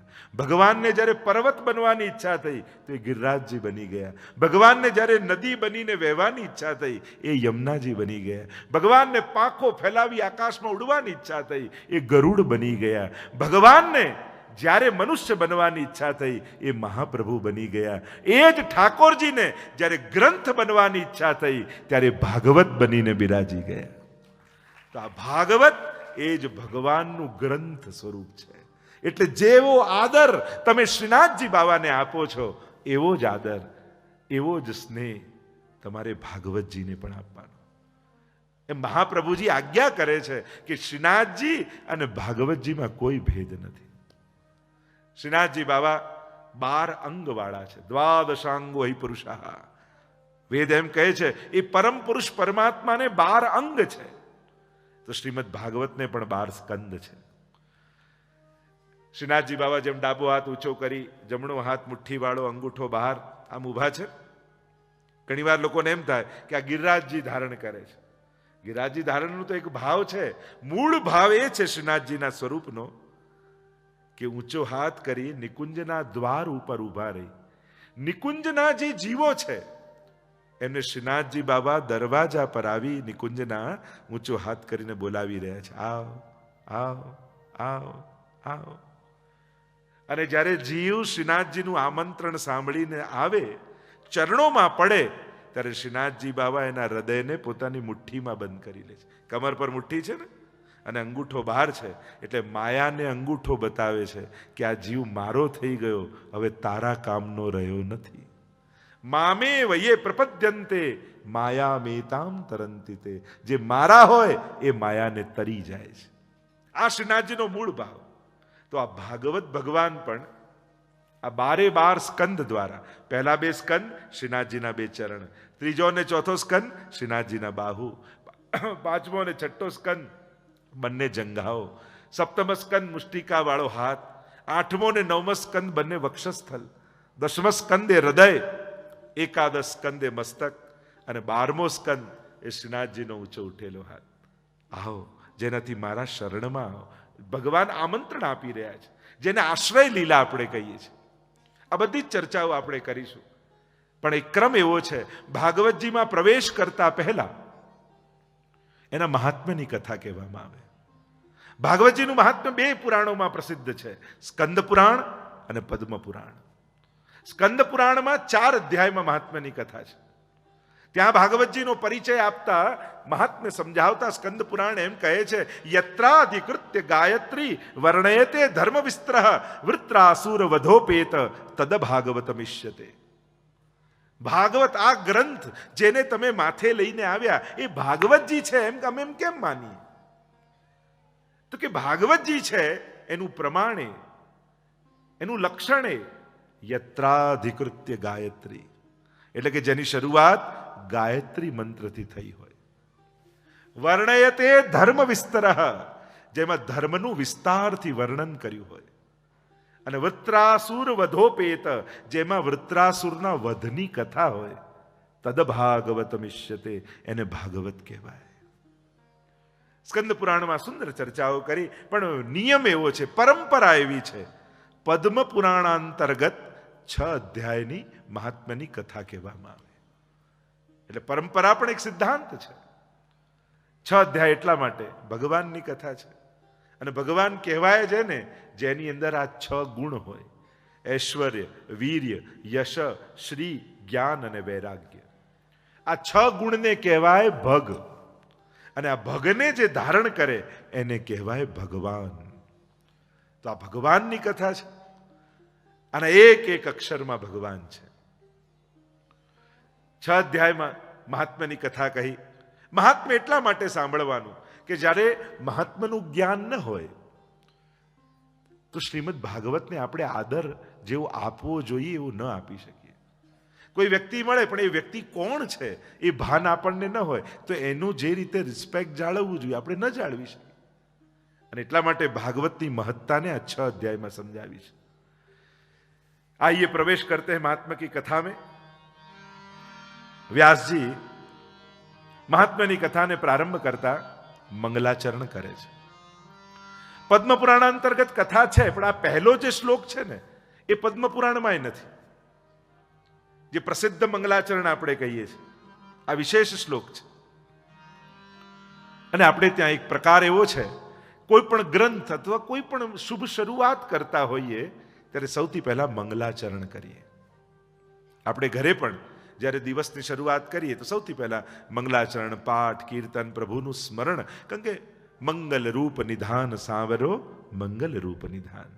મંગલનો નિધિ પરમાત્મા છે. માણસ મદદ કરી શકે, સુખી ના કરી શકે. ગમે તેટલો સમર્થ વ્યક્તિ દુનિયાનો કેમ ન હોય, એ મદદ કરવાની ગેરંટી આપશે, સુખી બનાવવાનું સામર્થ્ય એનામાં નથી. મહેનત અને બુદ્ધિ. ઘણી વાર આ ચર્ચા બહુ થાય કે પુરુષાર્થ મહત્વનો, બુદ્ધિ મહત્વની કે કૃપા મહત્વની. આનાથી આ બંનેમાં સબળ કોણ, સામર્થ્યવાન કોણ? ફરક એટલો છે, મહેનત અને બુદ્ધિથી ઘરનું સુખ મેળવી શકો, પણ ઘરમાં સુખ તો ઠાકોરજીની કૃપા હોય ને તો જ મળે. મહેનત અને બુદ્ધિથી ધનનું સુખ મેળવી શકો, પણ ધનથી સુખ એ તો ઠાકોરજીની કૃપા હોય તો જ મળે. મહેનત અને બુદ્ધિથી વ્યવસ્થાઓ ઊભી કરી શકો, પણ કથા તો ઠાકોરજીની કૃપા હોય તો જ મળે. આપણે વ્યવસ્થાઓ કરી શકીએ, પણ આ લાભ લેવો એ તો ઠાકોરજીની કૃપા હોય. મહેનત બુદ્ધિથી પરિવાર ભેગો કરી શકો, લોકોને ભેગા કરી શકો, સ્વજનો ભેગા કરી શકો, પણ પરિવારનું સુખ એ તો ઠાકોરજીની કૃપા હોય તો જ મળે. ભેગા થયેલા વ્યક્તિઓ સુખના જ કારણ બને જરૂરી નથી. આપણા દુઃખનું કારણ શું છે? આપણે જ ઊભું કરેલું સંસાર, એ જ તો આપણા દુઃખનું કારણ છે. સુખની કલ્પનાથી ભેગું કરેલું સંસાર, એ જ તો આપણા દુઃખનું કારણ છે. એક વ્યક્તિ ગયો કે પ્રભુ આ નથી, આમ નથી, આમ નથી, હું બહુ દુઃખી છું. ભગવાન કહે તે માંગ્યું એ બધું મેં આપ્યું, તું એનાથી જ દુઃખી છે. તે તારી જ માંગણી તારા દુઃખનું કારણ છે. જીવનમાં વિચારશો ને, જેની પાસે સુખની કલ્પના કરી એ જ દુઃખના કારણ બન્યા છે. એટલા માટે મંગલ એ ભગવાન છે. મંગલાચરણ, મંગલ ઉચ્ચારણ, મંગલ આચરણ, એટલે કે શાસ્ત્ર મંગલ ઉચ્ચારણથી મંગલ આચરણ સુધી આપણને લઈ જાય છે. દર્શન કરતા 10 મિનિટ લાગે, પણ દર્શન કરવા જવું છે એ વિચાર આવતા આવતા 60-60 વર્ષ જતા રહે છે. બાકી દર્શન કરવામાં તો 10 જ મિનિટ લાગવાની, પણ સીડીઓ ચડતા હવેલીના જ્યાં સુધી 2 જણના ટેકા ન મળે ત્યાં સુધી એ વિચારે નથી આવતો. અને પછી ચાલીને જઈ નથી શકતા, લોકો ઉચકીને લઈ જાય છે. જો ફરક એટલો જ છે, છેલ્લે તો જવાનું જ છે એના શરણમાં.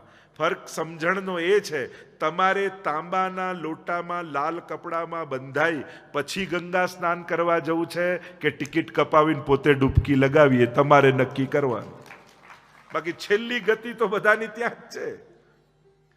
ઘરના લોકો લાલ કપડામાં તાંબામાં, તમે જન્મ્યા એટલા વજનના થઈ, લગભગ એટલું જ વજન હોય જેટલું બાળક જન્મ્યો હોય, અને એ રીતે લોકો લઈ જાય એ રીતે જવું છે કે પોતે આનંદ કરતા કરતા જઈને યમુના પાન અને ગંગા સ્નાન કરવું છે, એ તમારી સમજણ ઉપર છે. અને તકલીફ માણસની એ છે, સમજણ માણસના સંજોગ કરતા હંમેશા મોડી પડતી હોય છે. કારણ કે આપણને સારા વિચારો સમજણ નથી આપતા, આપણને દુર્ઘટનાઓ સમજણ આપે છે. જો ઘણીવાર સંતો, આચાર્યો, મહાપુરુષો ગ્રંથો શીખવાડે ને તો આપણને મનમાં બેસે નહીં, પણ એકવાર જીવનમાં કોઈ મોટી દુર્ઘટના ઘટી જાય ને, હવે બધું સમજાઈ ગયું. પણ અરે તને પ્રેમથી શીખવાડતા હતા, તને કથા પછી પ્રસાદ લેવડાવીને ઘરે મોકલતા હતા, કહ્યું કે ઉતરી જાય પ્રસાદ જોડે. પેલું દવા લઈએ તો એમ જળ જોડે ગટકાઈ જઈએ, તેમ કે ચલો તને કંઈક સારું એવું કરીએ કે અંદર ઉતરી જાય, પણ ત્યારે સમજણ ના આવી. અને આવી દુર્ઘટનાઓ આપણને ઘણી વાર તકલીફ એ થાય. સજ્જનો ન શીખવાડે એટલી સમજણો દુર્જનો આપણને આપી જાય છે. જોજો, સંતો મહાત્માઓની વાતો જે પ્રેમથી શીખવાડ્યું એ મનમાં નહીં ઉતરે, પણ કોઈ દુર્જન મળ્યો ને એણે કંઈક ખરાબ આપણી જોડે કર્યું ને પછી આ સંસારમાં કાંઈ સાર નથી, અરે કથા કહીને થાકી ગયા આ જ વાત, પણ તને ન સમજાય. મહાપુરુષોની વાત સમજણ ના હોય. એટલે કે સગવડતા અને સુવિધાઓ માણસને શીખવાડતી નથી, દુર્ઘટનાઓ શીખવાડે છે. કાલે અમારે વાત થતી કહ્યું કે આ કલયુગમાં પાપીને દુર્જનો આમ સમર્થ અને સુખી કેમ દેખાય? એમ લાગે કે મજા કરે ને સજ્જનોને જુદા જુદા દુઃખ આવે. મેં કીધું આ જ કલયુગની ચાલાકી છે. આ કલયુગની ચાલાકી શું છે? એ એવું બતાવશે કે પાપીઓ વધારે સુખી થઈ જાય, એને કોઈ તકલીફ ના આવે, એને પુણ્યશાળી ધર્માત્માઓ દુઃખી થાય, એને લોકો હેરાન કરે. આ કલયુગે ઊભું કરેલું નાટક છે. આ દેખાય છે, કોઈ બધા સુખી નથી હોતા, માણસના સુખ દુઃખ બધાના સરખા જ હોય છે, પણ કલયુગ એવી ચાલાકી કરે કે તમને પાપ કરવાની લાલચ પેદા થાય. એટલે આ કલયુગની ચાલાકીમાં ફસાતા નહીં. તમને એવું દેખાડશે કે સજ્જન સંતો દુઃખી, દુર્જનો મજા કરે, એને કોઈ કાંઈ ન કરી શકે, એવું નથી હોતું. પછાડ તો એમને ખાવી પડતી હોય છે, પણ પોતાનું સામર્થ્ય બતાવવા માટે ગાલ લાલ કરીને એ ઊભા હોય છે. આ કલયુગનું ચાલાકી છે. તમને પાપમાં કેમ આકર્ષણ પેદા થાય એવા સંજોગો ઊભા કરે, એવું માહોલ ઊભું કરે, અને એટલે એની ચાલાકીમાં ફસાતા નહીં. આ ભાગવતની દિવ્ય કથા અને ગાથા મંગલ ઉચ્ચારણથી મંગલ આચરણ સુધીની યાત્રા છે. અને જીવનમાં મંગલ કોઈ કરી શકશે એ કેવલ પરમાત્મા છે. નાશવંત વસ્તુ અને વ્યક્તિ ક્યારે પણ શાશ્વત સુખના કારણ ન બની શકે. જે પોતે નાશવંત છે એ વસ્તુ અને વ્યક્તિ, એની પાસે જ્યારે શાશ્વત સુખની કલ્પના કરો તો એ સંભવ જ નથી. કારણ કે વસ્તુ જતી રહેશે, કાં વ્યક્તિ જતો રહે, કાં આપણે શાશ્વત નથી તો આપણે એને વસ્તુ કાયમ સાથે રહી શકવાના જ નથી. કારણ કે બંને નાશવંત છીએ. એટલે મેળવેલું જ દુઃખનું કારણ બનવાનું છે એક દિવસ. જે આયુ અને સુખી થયા હતા, યાદ રાખજો, એ જ વસ્તુ એક દિવસ દુઃખનું કારણ બનશે. એ જ વ્યક્તિ એક દિવસ દુઃખનું કારણ બનશે. શાશ્વત સુખ મેળવવું છે તો શાશ્વત એવા ઈશ્વરના શરણમાં જવું પડશે. પ્રભુનું શરણ પકડી લેશો. અને હું એમ નથી કહેતો બધું છોડીને એની પાસે બેસી જાઓ, ના, એના થઈને બધે જાઓ. હું તો એમ કહું છું, બધું છોડીને એની પાસે બેસી જાઓ એમ નથી કહેતો, એના થઈને બધા પાસે જાઓ, ગમે ત્યાં જાઓ, પણ એના થયા છો ને તો જ્યાં જશો ત્યાં ભક્તિનો જ પ્રચાર કરશો, એની ભક્તિ જ લગાડીને આવશો. પેલું કહેતા ને કે 5 કંજૂસ પાસે બેસો તો 1 મહિનો બેસો તો 6ઠ્ઠા કંજૂસ તમે બની જાઓ. 5 પોલિટિશિયન પાસે બેસો તો 6ઠ્ઠા પોલિટિક્સનો વિચાર તમને આવવા લાગે. 5 ખરાબ વ્યક્તિ પાસે બેસો તો એ ખરાબ વિચાર તમારો થઈ જાય. એમ 5 સત્સંગી પાસે બેસો તો 1 મહિનામાં 6ઠ્ઠા સત્સંગી તમે થઈ જાઓ. સહજ સંગનો રંગ લાગવાનો જ છે. આ સહજ વાત છે. પાપી પાસે બેસવાથી પાપ પ્રત્યેનો દુર્ભાવ ઓછો થઈ જાય છે. તમને એમ થાય, હા, આમાં શું છે, આટલામાં શું છે? ધીમે ધીમે જેના પ્રત્યે તમને મનમાં ગ્લાની હતી ને, એવા વ્યક્તિઓ જોડે રહેવાથી એ ગ્લાની જતી રહી. એમ થાય કે આમાં કાંઈ નથી, આટલું તો થાય, આવું તો કરવામાં શું વાંધો છે? પાછા લોજિક ક્યાં જાય? આખી દુનિયા આવું કરે છે, એમાં આપણે કરીએ એમાં ક્યાં ઘટી જવાનું? એક વસ્તુ યાદ રાખો, આપણે બધા કનેક્ટેડ છીએ. આપણે બધા એક નાવના મુસાફર છીએ. હવે બધા હોડીમાં બેઠા હોય અને એક વ્યક્તિ કંઈક કોઈ ખિલ્લો લઈ અને પોતાના સીટ નીચે ખાડો કરે, હોડીમાં ખોદે, કાણું પાડે. અને પેલો કે અરે કાણું કેમ મારી સીટમાં પાડું છું, તને ક્યાં વાંધો છે? પેલો કે આપણે એક નાવમાં છીએ, કાણું અહીંયા પડે કે ત્યાં બધા જ ડૂબીશું. સમાજ એક નાવ છે. અને કોઈ એમ વિચાર કરે ને હું એકલો બગડું, એમાં ક્યાં કઈ જવાનું છે? અરે ના, આ નાવમાં જો કાણું પડ્યું ને તો એ બધાને ડૂબાડશે. ઘણી વાર એમ ઘણા લોકો એમ, અમે તો ઘરમાં બધું કરી લઈએ, બધું સાચવીએ, હવેલી ને આ બધું, આ બધી કાર્યો સત્કાર્યો ને આ બધા સોશિયલ, અમારે જોડાઈને શું કરવાનું? એક વસ્તુ યાદ રાખો, સમાજનો માહોલ બગડ્યો ને તો એનો રેલો વહેતો વહેતો એક દિવસ તમારા ઘરમાં આવવાનો જ છે. સમાજના માહોલથી ઘરને તમે બચાવી શકતા નથી. અને એટલા માટે સમાજ જ્યારે કોઈ ઉત્તમ કાર્ય કરવા લાગ્યું હોય ને ત્યારે જોડાવવું જરૂરી છે. કારણ કે તમારું ઘર પણ આ સમાજની એક કડી છે, અને એ કડી છૂટી તો તમે બચી શકવાના નથી. એટલે સમાજના ઉત્થાનના જ્યારે આવા યજ્ઞો થતા હોય ત્યારે જોડાવવું જરૂરી છે. મંગલ કરનારો પરમાત્મા છે, અને અહીંયા મંગલાચરણ કર્યું છે. મંગલ ઉચ્ચારણથી શરૂઆત. મંગલાચરણ, મંગલ ઉચ્ચારણ. તમારા દિવસની શરૂઆત આ જીભ ઉપર પહેલું ભગવાનનું નામ લઈ અને કરજો. નક્કી કરો, 24 કલાક ભગવાનના નામ નથી લઈ શકતા, વાંધો નહીં, પહેલો અક્ષર દિવસે જે નીકળે મુખમાંથી એ ઠાકોરજીનું નામ હશે. નક્કી કરો. ઘરના જ લોકોને, આપણે બહાર ક્યાંય કંઈ કરવા નથી જવું, ઘરના જે 4-5 લોકો છે ને, મળે દિવસે સવારમાં જય શ્રી કૃષ્ણ, એનાથી શરૂઆત કરો. અને બાળકોને પણ એ આદત જ પાડી દેવાની કે સવારે અને રાતના સૂતા જતા પહેલા ઘરના બધાને જય શ્રી કૃષ્ણ કરીને જવું. આ નિયમ છે. આખા દિવસમાં ક્યારે શું ઘટના ઘટે, કેવા મન દુઃખ પરિવારમાં થાય, કોને ખબર? પણ રાતના જ્યારે જય શ્રી કૃષ્ણ કરો ને ત્યારે ભાવ એ કરજો કે આપણા બંનેની ભીતર રહેલો અહંકાર, ક્રોધ, લોભ, ઈર્ષા, દ્વેષ આ બધું હારી જાય અને આનંદરૂપ, મંગલરૂપ કૃષ્ણનો જય થાય આપણા ઘરમાં, આપણા પરિવારમાં, આપણા સંબંધોમાં. કારણ કે સંબંધોમાં થતું રહેવાનું, સંસાર છે, આ બધું ચાલવાનું, થવાનું જ. ન થાય તો આશ્ચર્ય છે. પણ એનો વિરામ, જો ભગવાન એ સમસ્યાઓના પૂર્ણ વિરામનું નામ છે.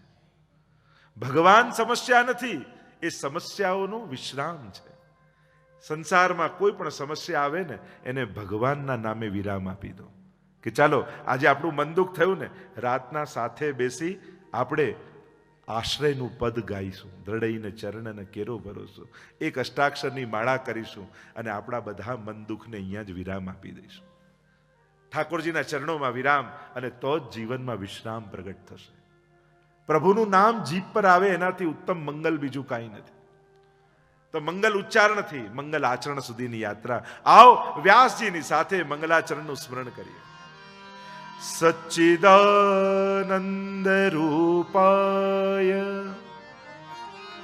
વિશ્વોત્પત્યાદિ હેતવે તાપત્રય વિનાશાય શ્રી કૃષ્ણાય વયમ નુમઃ.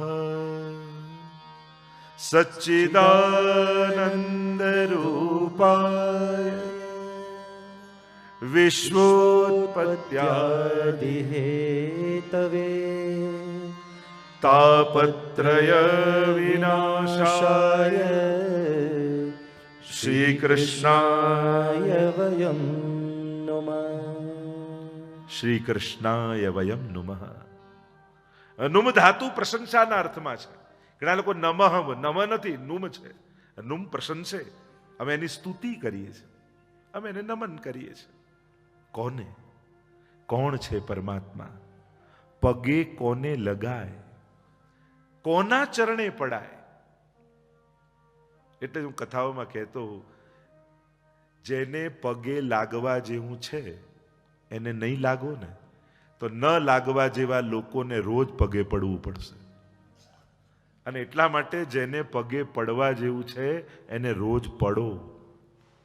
અને કોને પડાય? જે સર્વ સમર્થ હોય એની આગળ જ નમાય, એના જ ચરણે પડાય. પ્રભુ સર્વ સમર્થો હિ તતો નિશ્ચિત તતામ વ્રજેત. 3 જણાના ચરણ સ્પર્શ નિત્ય કરવા. માં, મહાત્મા અને પરમાત્મા, આ 3ને પ્રગટ દેવ માન્યા છે આપણે ત્યાં, 3 તત્વોને. અને આ 3 આપણા સ્વભાવને અનુકૂળ હોય જરૂરી નથી. શરણાગતિ માટે અનુકૂળતા ન ગોતાય, એનું સામર્થ્ય, એનો પ્રભાવ જોવાય, એની મહત્તાને વિચારાય. તો ઘણી વાર એમ થાય, આ બાપુજી સ્વભાવ બદલી નાખે ને તો મને જરાય વાંધો નથી, બા સ્વભાવ બદલી નાખે તો જરાય વાંધો નથી, ભાઈ સ્વભાવ બદલી નાખે તો જરાય વાંધો નહીં, મારો પતિ સ્વભાવ બદલી નાખે તો જરાય, મારી પત્ની સ્વભાવ બદલી નાખે. બદલાવવું કઠિન છે. માણસ પોતાની જાતને બદલી ન શકે એવું અસમર્થ છે. એને એ રીતે જ જીવન, કારણ ખરાબ સ્વભાવ બીજાને પછી દુખી કરે, પોતાને વધારે કરતો હોય છે. ઘણી વાર ગુસ્સો આવે તો પહેલા ગરમ પોતે થાય ને, પછી બીજા ઉપર એનો પ્રભાવ જાય ને. અને એટલા માટે પ્રભુને ચરણે પડો, નિત્ય નિયમ બનાવી લો. ઘરે જો ઠાકોરજી બિરાજતા હોય તો દંડવત કરીને જ જવું, આ નિયમ જ હોવો જોઈએ. ભલે ઠાકોરજી પડી ગયા હોય તો મંદિરને વંદન કરીને જાઓ. નિયમ એવો બનાવો, જો ઠાકોરજી અનુકૂળ કરતા હોય, જે દર્શન અનુકૂળ આવે, હવેલીમાં કોઈ એક દર્શને જાઓ, પ્રભુને સન્મુખ થાઓ. અહીંયા વ્યાસજી 3 સ્વરૂપ, 3 વાત કરે છે. પ્રભુનું સ્વરૂપ, સામર્થ્ય અને સ્વભાવ, 3નો પરિચય કરાવે છે. કે જે ભગવાનની વાત કરી રહ્યો છું એ ભગવાનનું સ્વરૂપ કેવું છે, એ ભગવાનનો સ્વભાવ કેવો છે, એ ભગવાનનું સામર્થ્ય કેવું છે. અને 3નો પરિચય કરાવતા વ્યાસજી બોલ્યા, સચ્ચિદાનંદ રૂપાય. कैसे हैं प्रभु? सत चित आनंद रूपाय. એનામાં સત છે, એનામાં ચિદ છે, એનામાં આનંદ છે, અને પાછો એ નિરાકાર નથી, રૂપાય છે. ભાગવતનો ભગવાન એ નિરાકાર બ્રહ્મની ઉપાસના નથી, સગુણ સાકાર સ્વરૂપની ઉપાસના છે. રૂપાય છે, સુંદર રૂપવાળો છે. એટલે કે એવો છે જેને આંખો જોઈ શકે, જેને કાન સાંભળી શકે, જેની હસ્ત સ્પર્શ કરી શકે, એવો અમારો ઠાકોરજી છે. એટલે કે અમારી પાંચે ઇન્દ્રિયો દ્વારા જેનો અનુભવ, શબ્દ, સ્પર્શ, રૂપ, રસ, ગંધ, આ પાંચે દ્વારા જેનો અનુભવ થઈ શકે એવો પરમાત્મા છે. એટલે શાસ્ત્રોમાં નિરાકારનો અર્થ આકાર વગરનો નથી થતો, અલૌકિક આકાર વાળો થાય છે. નિરાકારનો મૂળભૂત અર્થ એ રીતે કરવામાં આવે છે કે આ લૌકિક જેવો નથી, પ્રાકૃત નથી, અપ્રાકૃત છે, અલૌકિક આકાર વાળો છે. અને તો આનંદ માત્ર કરપાદ મુખોદરાદી. કોઈ કે વેદમાં નિરાકાર બ્રહ્મની વાત છે તો ત્યાં તો સહસ્ત્ર શિરકા, હજારો મુખો કયા છે, હજારો હાથ કઈ છે, હજારો આંખો કઈ છે. તો સાધારણ આકાર નહીં, દિવ્ય આકારનું વર્ણન વેદમાં તો છે જ. અને એક લોજિક એ છે કે આ આંખ જુએ એવી બનાવી છે. એટલે કે આંખ છે એનો અર્થ એ થયો કે દુનિયામાં આકાર હશે, રૂપ હશે. નહીં તો આંખ જ ન હોત. જુએ એવી મશીનરી આપણી અંદર મૂકી જ કેમ, બનાવી જ કેમ?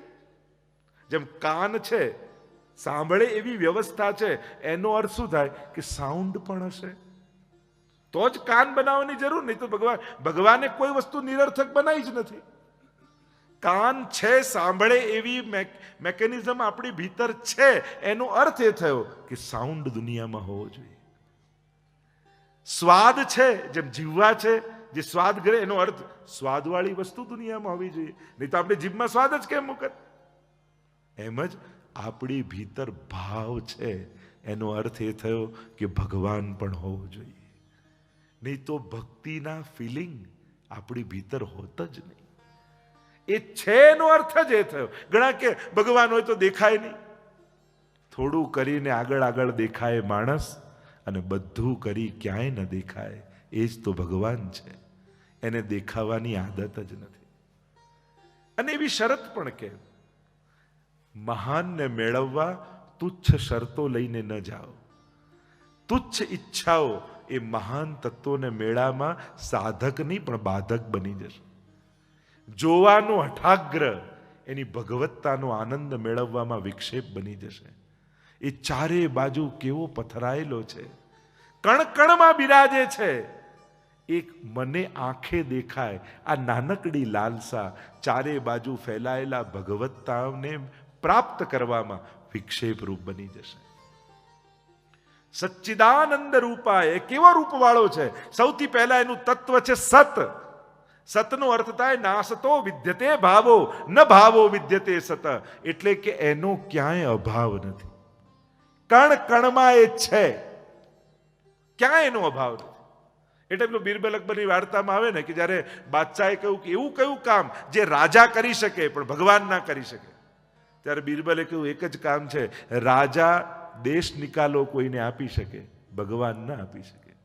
કારણ કે રાજાની ક્યાંક સીમા છે, ભગવાનની તો બધે જ સત્તા છે.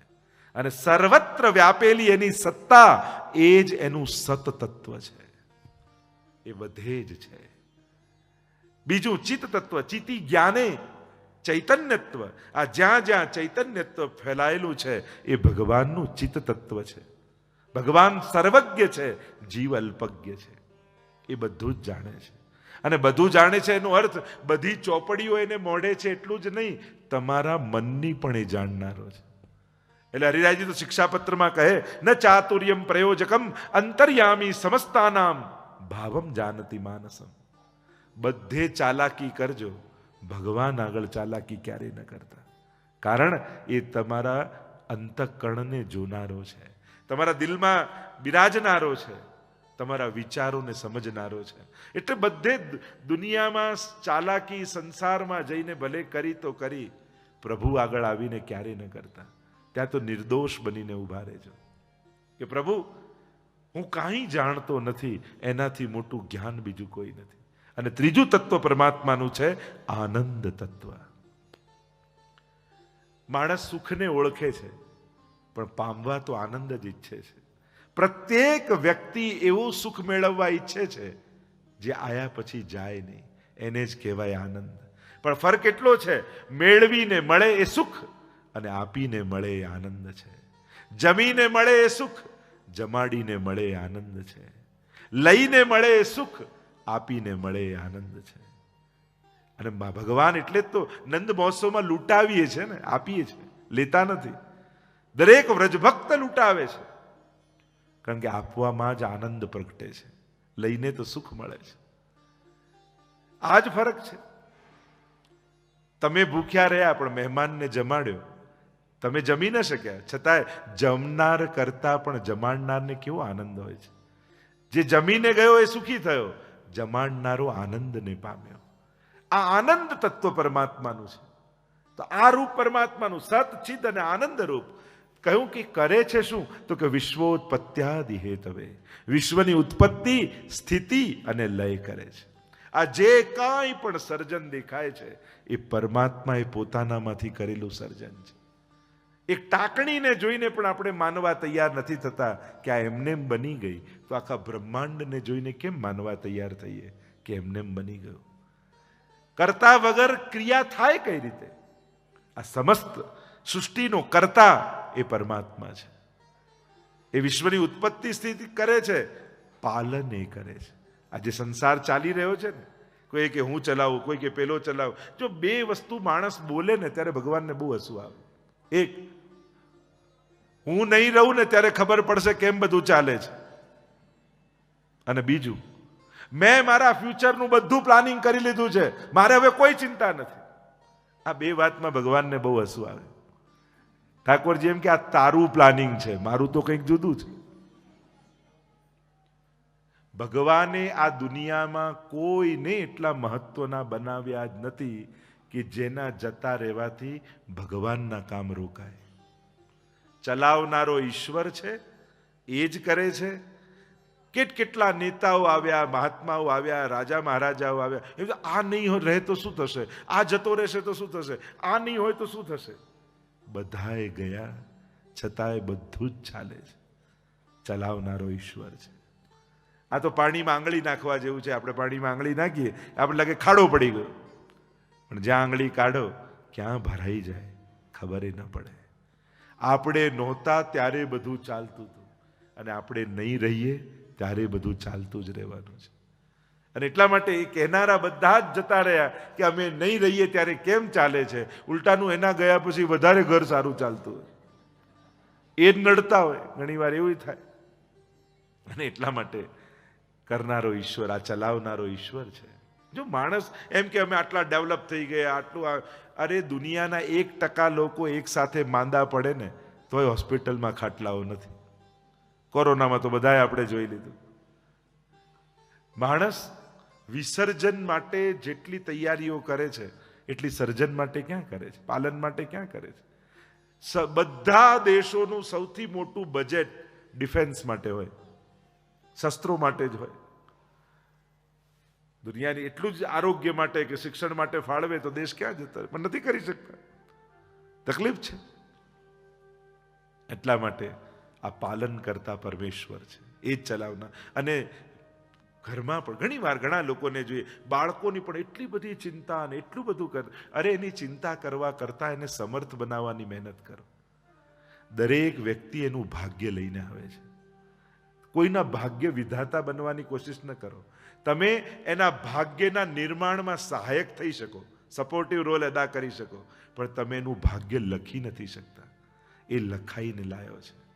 અને એટલા માટે તમે નહીં ઈચ્છો તો એને સુખ મળવાનું. ઘણી વાર ઘણા મા બાપની કોશિશ, આ થોડો હેરાન થાય ને તો શીખે, પણ પેલાને કાંઈ ને કાંઈ સુવિધા મળી જ જાય, હેરાન થાય જ નહીં. નહીં તો ઘણી વાર લોકો મા બાપને એમ થાય કે આ થોડું ત્યાં જાય ને થોડું હેરાન થાય તો ખબર પડે, પણ ઘણાના નસીબમાં સુખ જ લખ્યા હોય. આપણે બધા જો આ મોટો થશે ને, હમણાં ભણતો નથી, ખબર પડે મોટો થાય તો બધું મળી જાય તૈયાર, એને જીવનમાં વાંધો ના આવે, એનું ભાગ્ય લખાઈને લાવ્યો છે. અને એટલા માટે હવે યુવાનોને મા બાપની જૂની કથાઓ સાંભળવામાં રસ નથી. અરે અમે તો આફ્રિકા આવ્યા ને $100 ખિસ્સામાં હતા. પપ્પા 100 વાર તમે આ કહી દીધું છે. એને કોઈ ઇન્ટરેસ્ટ નથી. એ કે તમારા હાર્ડ લક હોય એમાં અમે શું કરીએ, અમને તો મજા કરવા દો, અમે તો પુણ્યો કરીને આવ્યા છીએ ને. એટલે મહત્વની વાત એ છે, હવે જૂના કથાઓ ને પ્રસંગો કે તમે શું દુઃખ સહન કર્યું એ સુખી બાળકોને સાંભળવામાં કોઈ રસ નથી. કારણ કે ભગવાને ઘણી વાર એવું નથી થતું, આપણે જયારે 40-50 આપણે બહુ વહેલા જન્મ લઈ લીધો, કેવો સારો ટાઈમ અત્યારે તો જો, બધી ફેસિલિટી, બધી સુવિધા, પણ દરેક સમયના સંઘર્ષો કંઈક જુદા હોય છે. એ સમયના કોઈક જુદા હતા, આ સમયના સંઘર્ષ વગરનું જીવન થોડી હોય છે. દરેક સમયના ચેલેન્જો કંઈક જુદા હોય. નહીં તો ઘણી વાર અત્યારના બાળકોને આમ જોઈએ ને એમ લાગે આ બહુ વહેલા આપણે જન્મ લઈ લીધો, ટાઈમ તો હવે છે જન્મ લેવાનો, કેવો સરસ પીરિયડ. પહેલા તો સ્કૂલમાં માર ખાઈને આવો તો ઘરે બીજી 2 પડે, કેમ માર ખાઈને આવ્યો. સાયકલમાં પડ્યો હોય તો ઘરે આવીને છુપાવવું પડે તો બીજી 2 પડે, કેમ પડ્યા. પેલા તો આમ સોટી વાગે સમસમ ને વિદ્યા આવે, તો બધાને યાદ છે જૂના લોકો. અત્યારે તો પૂછો વોટ સોટી, અત્યારે તો એમ પૂછે કે સોટી શું હોય. એટલે મૂળ વાત એ છે, સમય બદલાય છે, સંજોગો બદલાય છે, તો સંઘર્ષો બદલાય છે. હવે આગળના સમયમાં સાધનો અને સુવિધાની લડાઈ નહીં આવે, માણસને એના મન સાથેની લડાઈ હશે. એટલે જો પહેલા કોઈ ડિપ્રેશન કોઈ ખબર હતી 30-40 વર્ષ પહેલા, હવે ઘરે ઘરે ડિપ્રેશન દેખાય. કારણ જ્યારથી બાળકોના જુદા રૂમ થયા ને ત્યારથી ડિપ્રેશનની શરૂઆત થઈ. કારણ કે માણસ પોતાના મનને હેન્ડલ નથી કરી શકતો. બીજા જોડે લડાઈ કરી લેશે, બીજા જોડે રસ્તો કાઢી લેશે, પણ મન દુશ્મન બને ને એને ટેકલ કરવો બહુ અઘરો થાય છે. પોતાની જાતને એ સમજણ આપવી, એ ઉત્સાહ આપવો વધારે અઘરો થઈ જાય. હું એમ નથી કહેતો રૂમ હોય, બધી સુવિધાઓ હોય, હોવી જ જોઈએ, પણ એ મનને એટલું સ્વસ્થ ભક્તિથી કરજો કે પોતાના મન જોડે એકલો રહી શકે. કારણ કે સૌથી વધારે ટેન્શનમાં ક્યારે હોય, જ્યારે આપણે એકલા હોઈએ. તમે બહુ બિઝી હો છો ને ત્યારે તમારું મન શાંત હોય છે, જોજો. પણ ફ્રી પડો ને એટલે મન શરૂ થઈ જાય. આ સંઘર્ષ આજના સમયનો. જો જૂના સમયમાં શરીર બહુ બિઝી હતા એટલે મન શાંત હતા. હવે શરીરને બહુ દોડવું નથી પડતું. હવે રિમોટ કંટ્રોલ આવી ગયા, આવી ગયા, કારમાં બેસી ગયા, એટલે શરીરની દોડાદોડી ઘટી એટલે મન વધારે દોડવા લાગ્યું છે. એટલે શરીર અને મનનું બેલેન્સ નથી થઈ શકતું. અને એમાં પણ અત્યારે તમે કોઈ ઝૂંપડપટ્ટીમાં જાઓ તમને કોઈ ડિપ્રેશન વાળું નહીં મળે, પણ કોઈ બહુ લક્ઝરી સારા એરિયામાં જાઓ તો દરેક ઘરે મળે. કેમ ઝૂંપડપટ્ટીમાં નથી? કારણ એનું મન એમાં વ્યસ્ત છે, એ પ્રાપ્ત કરવામાં તત્પર છે. અને જ્યારે બધું તૈયાર મળે છે ને ત્યારે જીવન કદાચ વધારે અઘરું થઈ જાય છે, ત્યારે કોઈ નવા સંઘર્ષોની શરૂઆત થાય છે. તો અહીંયા આનંદરૂપ પરમાત્મા છે, અને એવો છે જ્યાં સૃષ્ટિનું સર્જન, પાલન અને લય કરે છે. એટલે ભગવાનને જ્યારે એમ કહો ને કે હું બધું કરી, ત્યારે ભગવાનને એમ કહો મેં મારા ફ્યુચરનું બધું પ્લાન કરી લીધું છે, ત્યારે ભગવાનને હસવું આવે. તારું ભાગ્ય મેં લખ્યું છે, ભવિષ્યમાં શું થવાનું છે તું જાણતો નથી, મને ખબર છે. તને એમ લાગે કે એફડી પાકે પછી શાંતિ, પણ એના પહેલા તો તું પાકી ગયો હોઈશ. તને ક્યાં ખબર છે કે જીવન ક્યારે કયો વળાંક લેશે, કાંઈ ખબર નથી હોતી. તમે નહીં માનો, અમે જ્યારે દિવસમાં અમને કેટલા પ્રકારના ફોન આવતા હોય. સવારો થાય કોઈ આટલા વર્ષે બાળકનો જન્મ થયો, બહુ આનંદ છે, ખુશી છે, તરત 15 મિનિટ પછી આવે અરે યુવાન દીકરો જતો રહ્યો.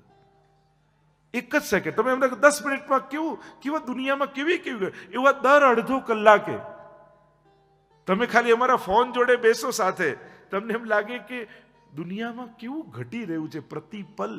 આજે આપણો એક દિવસ સારો ગયો એ કોઈ સાધારણ ઘટના નથી. એ ત્યારે આપણને સમજાય. કારણ કે આ કલાકે જ્યાં આપણે ભગવત કથાનો આનંદ માણી રહ્યા છે, એ 2-3 કલાકમાં દુનિયામાં કેટલી ઘટનાઓ, લોકો સાથે કેવી કેવી ઘટનાઓ ઘટી ગઈ હશે.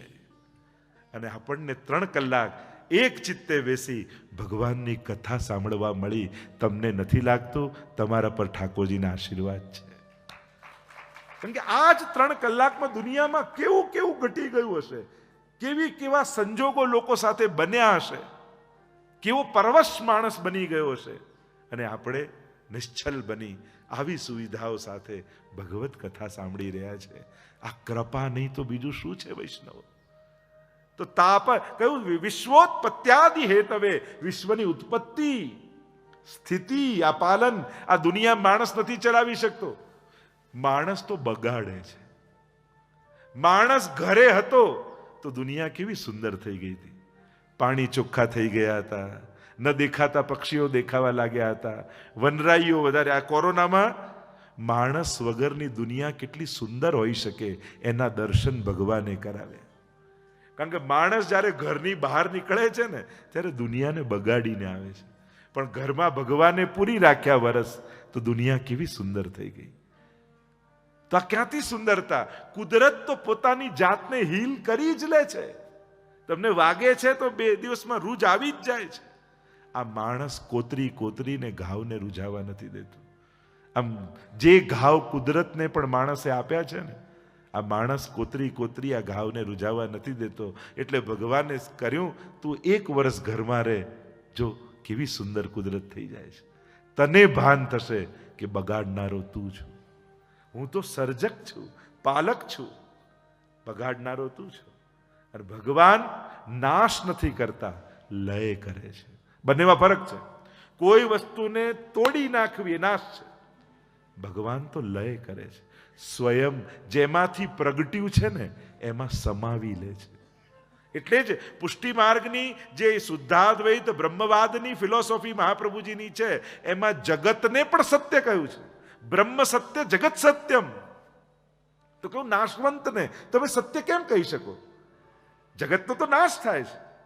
મહાપ્રભુજી કહે અહીંયા સર્જન અને નાશ નથી, અહીંયા તો આવિર્ભાવ અને તિરોભાવ છે. બ્રહ્મ જ જગત રૂપે આવિર્ભૂત થાય છે અને બ્રહ્મ પોતાનામાં લય કરી લે છે. એટલે જ ઈશોપનિષદનું પહેલું મંગલાચરણ ઓમ પૂર્ણમદઃ પૂર્ણમિદમ પૂર્ણાત પૂર્ણમુદચ્યતે પૂર્ણસ્ય પૂર્ણમાદાય પૂર્ણમેવાવશિષ્યતે. અર્થ એવો કર્યો, પૂર્ણ બ્રહ્મમાંથી પૂર્ણ જગત પ્રગટ થાય છે, છતાંય બ્રહ્મ તો પૂર્ણ જ રહે છે. એમાં કોઈ વિકાર નથી આવતો, એમાં કોઈ ઘટી નથી જતું. અને પૂર્ણ જગત ભગવાન બ્રહ્મ પોતાનામાં લય કરી લે છે તો એમાં કંઈ વધી નથી જતું, એ તો પૂર્ણ જ રહે છે. આ જ બ્રહ્મવાદ છે. તો એ જ લય કરનારો છે. પણ માણસ જ્યારે ઉત્પન્ન કરે તો એમાં મોહ થાય, માણસ જ્યારે પાલન કરે તો એને અહંકાર થાય, અને માણસ જ્યારે ગુમાઈ દે તો એને દુઃખ થાય. પણ ભગવાનને તો ત્રણેય અવસ્થામાં આનંદ જ રહે છે. જો માણસ કોઈ વસ્તુને સર્જે ને, સર્જન હંમેશા આનંદ આપે.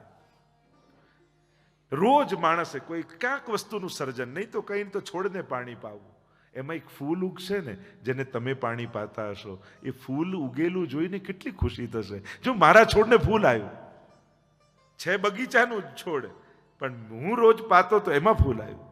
એક પેઇન્ટિંગ પણ તમે કર્યું હશે ને, ઘરનું આખું ઇન્ટિરિયર બદલી નાખશો ને તો એ પેઇન્ટિંગ બદલવાની ઈચ્છા નહીં થાય. આ તો મેં બનાવ્યું છે. અને ઘણી જગ્યાએ હું જોવું ખરા, ઘણી જગ્યાએ અમારો ઉતારો થતો હોય ઘણા ઘરોમાં કે ક્યાંક જતા હોય ત્યારે આખા ઘરનું ઇન્ટિરિયર ચેન્જ હોય, પણ પેલું ચિત્ર તો લાગેલું જ હોય દિવાલમાં. અરે અમારી ઘરની વહુએ બનાવ્યું હતું, આ તો લગાવવું જ પડે. અને ત્યાં હોય જ, અને નીચે સાઇન પણ હોય. માણસ એક પેઇન્ટિંગ બનાવે તો એ સાઇન કરે, ભગવાને આખી સૃષ્ટિ બનાવી તો એ ક્યાંય સાઇન નથી કરી. ભગવાનને દેખાવાનો સ્વભાવ જ નથી. તો સર્જન એટલે માણસ સર્જન કરે તો મોહ થઈ જાય, પાલન કરે તો અહંકાર થાય. આપણે ગોઠવી દીધું એનું, પણ તને કોણે ગોઠવ્યો?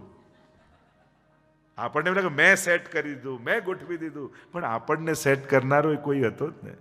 અને એટલા માટે એવા કોઈ ફાંકામાં કોઈએ રહેવું નહીં. એ એના ભાગ્યનું ખાવાનો છે. આપણે મદદરૂપ થઈ શકીએ છીએ, એના ભાગ્યના વિધાતા નથી બની શકતા. પાલક પરમેશ્વર છે.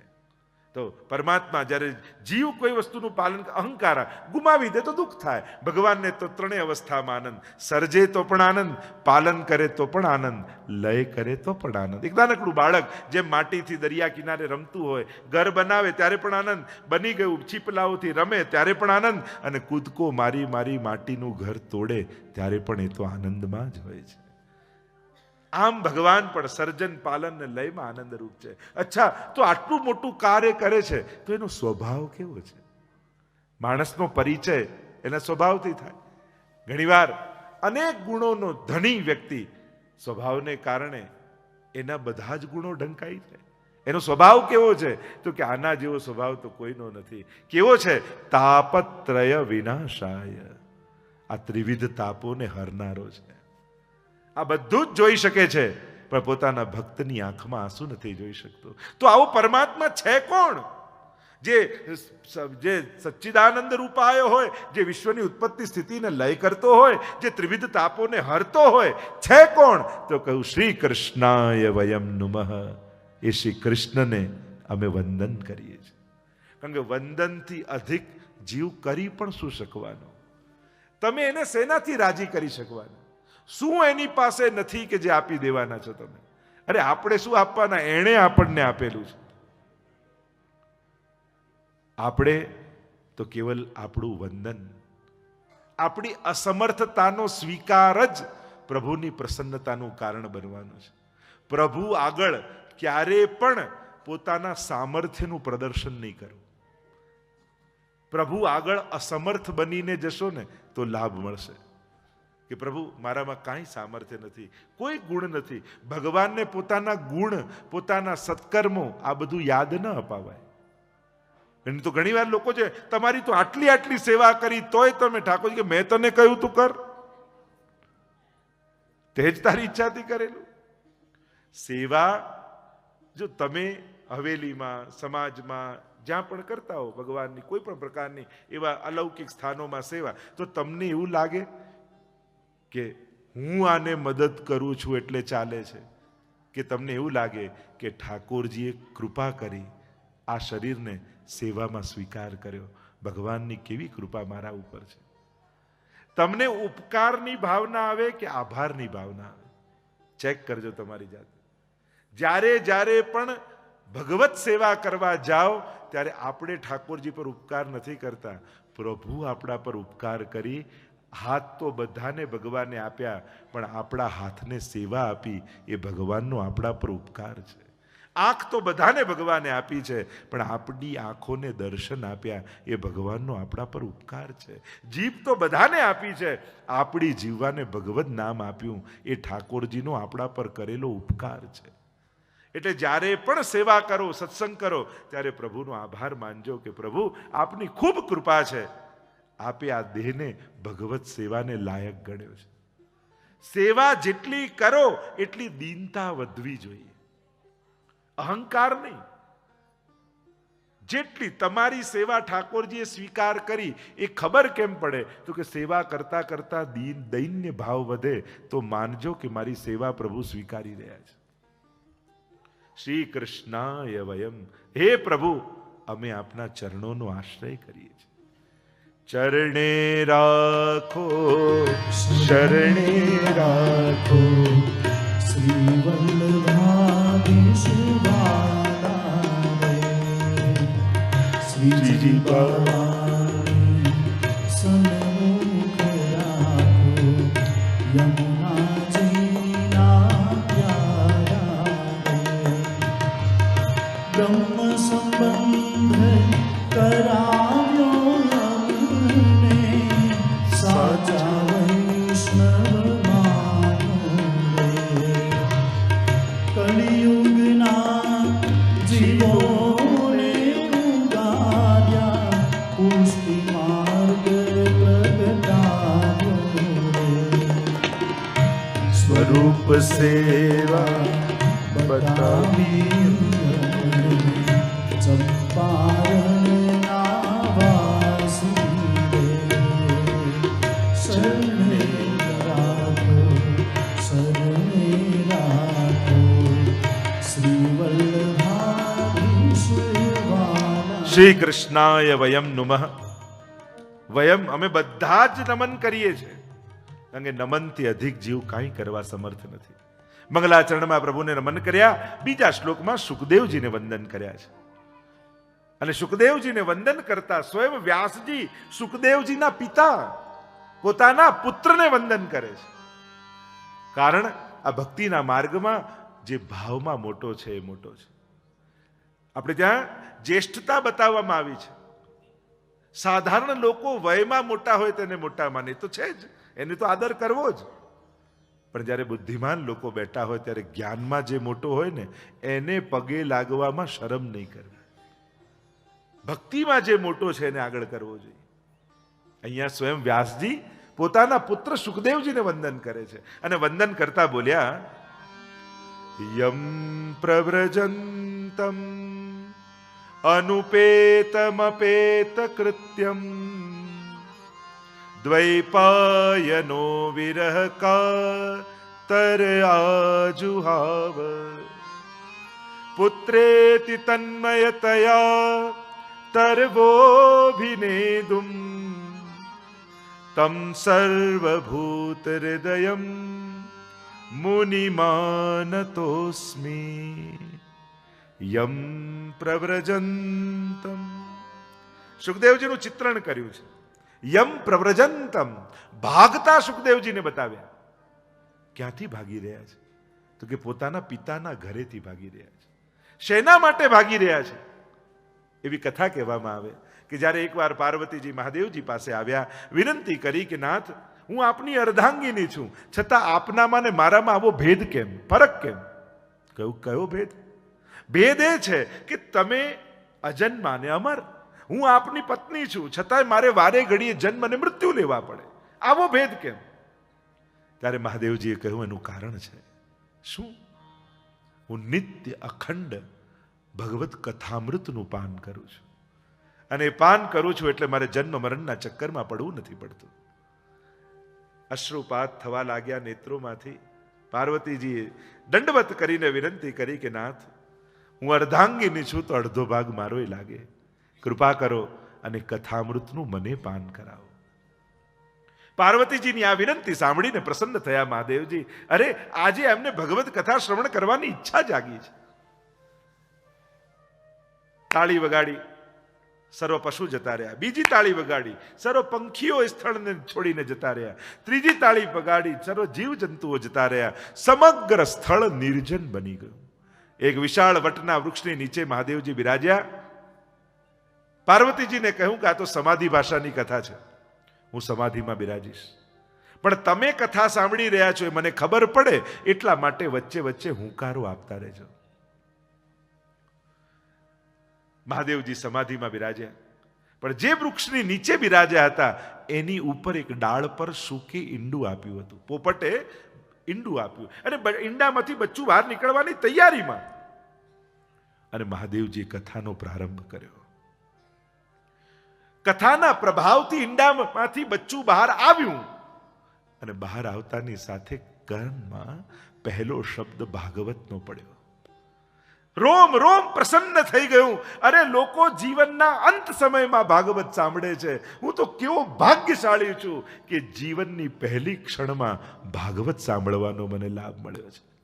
મારું જન્મ સનાથ થઈ ગયું. લોકો મૃત્યુને સનાથ કરે, મારું તો જન્મ સનાથ થયો. જન્મતાની સાથે ભાગવતના શ્લોકો મારા કર્ણમાં પડ્યા. શ્રવણ કરવા લાગ્યું અને કથા એમ કહે છે પાર્વતીજીને નિંદ્રા આવી ગઈ. નીંદ આવી ગઈ ને શુકના બચ્ચાને એમ થયું કે આ મળેલી દુર્લભ કથા ક્યાંક જતી ન રહે, મારા હાથમાંથી છૂટી ન જાય. અને જો સૂઈ ગયા એ ખબર પડશે મહાદેવજીને તો કથા કહેવાનું બંધ કરી દેશે. ઉડતું ઉડતું બચ્ચું પાર્વતીજીની ગોદમાં આવી ગયું અને શુકનો સ્વભાવ હોય, જે સાંભળે બોલવા લાગે. પાર્વતીજી જે રીતે હુંકારો આપતા હતા એ રીતે હુંકારો આપવા લાગે. અને મહાદેવજીને એમ થયું કે પાર્વતીજી કથા સાંભળી રહ્યા છે. જ્યાં કથાનો વિરામનો સમય થયો, નેત્રો ખોલ્યા, જુએ તો પાર્વતીજી સૂઈ રહ્યા છે અને શુકનું બચ્ચું કથા સાંભળી રહ્યું છે. મહાદેવજીને થયું ક્યાંક આ કથા, અલૌકિક કથા કોઈ અનધિકારીના હાથમાં ન જતી રહે. કારણ કે આવી દિવ્ય કથા પણ જો અનધિકારીના હાથમાં જતી રહેશે, કથાનું મહાત્મ્ય ખતમ થઈ જશે. અને એટલે ત્રિશૂલ કાઢ્યું, ત્રિશૂલ લઈને દોડ્યા શુકની પાછળ. આગળ આગળ શુક ઉડે છે, પાછળ પાછળ મહાદેવજી ઉભો રે કરતા કરતા પાછળ જઈ રહ્યા છે. સામ્યપ્રાસ આશ્રમ વ્યાસજીનું, અને જ્યાં વ્યાસ પત્નીએ બગાસું ખાધું, શુકને થયું કે કોઈ બખોલ છે અને શુકનું બચ્ચું અંદર પ્રવેશી છેક ગર્ભ સુધી પહોંચી ગયું. 16 વર્ષ સુધી શુકદેવજી માના ગર્ભમાં રહ્યા. માનું તેજ બદલાઈ ગયું. વ્યાસજીને થયું કોઈ દિવ્ય આત્માએ પ્રવેશ કર્યો છે. વિનંતી કરી કે આ બહાર પધારો. અને દર વખતે અંદરથી એક જ અવાજ સંભળાય કે જો ભગવાન અહીંયા આવે અને મને વચન આપે કે એમની માયા મને ક્યારે નહીં સતાવે તો હું બહાર આવું. મને એક જ વસ્તુનો ડર છે અને છે ભગવાનની માયા. કારણ કે એનાથી કોઈ તરી શકતું નથી, બચી શકતું નથી. જન્મતાની સાથે માયા સવાર થઈ જાય છે. અને વ્યાસજીએ વિનંતી કરી છે, પ્રભુ પધાર્યા છે, વચન આપ્યું છે, સુખદેવજી તમને મારી માયા ક્યારેય નહીં લાગે. અને જ્યારે આ વચન આપીને પ્રભુ પધાર્યા એ જ સમયે સુખદેવજી પ્રગટ્યા અને પ્રગટતાની સાથે 16 વર્ષના થઈ અને ભાગ્યા ઘર છોડીને. તો કે ઘર છોડીને કેમ ગયા? શેનો ડર છે? તો કે સંગનો ડર છે. મહાપ્રભુ સમજાવે સુખદેવજીને સંગનો ડર છે. કારણ કે જો સારો સંગ મળ્યો તો મોહ થઈ જશે, ખરાબ સંગ મળશે તો દ્વેષ જાગશે. કારણ કે બંને બાંધનારા છે. આપણે એમ માનીએ ખરાબ સંગ બાંધે, સારો સંગે બાંધે. તમે રોજ જેની જોડે કથામાં આવતા હો અને ચોથો દિવસ થયો, તમે ફોન કર્યો, રેડી છો ને, હું કાર લઈને લેવા આવું છું. એટલે કે ના, આજે મને ટાઈમ નથી, આજે હું નથી જવાની. તો તમે શું કહો? તું નથી જવાની તો હું નહીં જઉં. સારા સંગે પણ બાંધ્યું કે નહીં? જ્યાં મોહ છે, ભલે સારો સંગ છે, કથા કરતા સંગની મહત્તા વધી ગઈ તો પછી એ બંધનકારક થઈ ગયું. સેવા કરતા સંગની તું સેવામાં આવે તો જ હું જઉં. જો સંગની મહત્તા થઈ તો પછી એની મહત્તા ગઈ સેવાની, એ પણ બંધન કરતા થઈ ગયું. અને એટલા માટે સંગનો ભય એટલે સુખદેવજી યમ પ્રવ્રજંતમ ઉપસર્ગ લગાડ્યો સંન્યાસના અર્થમાં. વ્રજ ગતૌ ધાતુ અને ઘર છોડીને ભાગ્યા સુખદેવજી. અને પુત્રેતિ તન્મયતયા તરવોભિનેદુ. પાછળ પાછળ વ્યાસજી હે પુત્ર કરતા કરતા પાછળ દોડી રહ્યા છે. સંધિ થાય નહીં છતાંય કરી પુત્રેતિ તરવોભિનેદુ. સુખદેવજી તો કોઈ ઉત્તર ના આપ્યો, પણ આજુબાજુ અનેક વૃક્ષો હતા. એ હલી હલીને જાણે વ્યાસજીને સમજાવવા લાગ્યા કે વ્યાસજી અમારી સામે જુઓ, તાડ તડકો વરસાદ બધું જ સહન કર્યું, પણ અમારી ઉપર ફળ લાગ્યા એ અમે ન ખાધા, એ તો સંસારને આપી દીધા. એમ વ્યાસજી આપની તપશ્ચર્યાનું ફળ આ સુખદેવજી છે. મોહ ન રાખો, સંસારના કલ્યાણ માટે સમર્પિત કરી દો. તરવો વિનેદુ અણદ અવ્યક્તે સત્ય તમ સર્વભૂત હૃદયમ. એવા સર્વભૂત અને કેવા છે? અનુપેત અપેત કૃત્યમ, જેને કાંઈ પામવાની ઈચ્છા રહી નથી.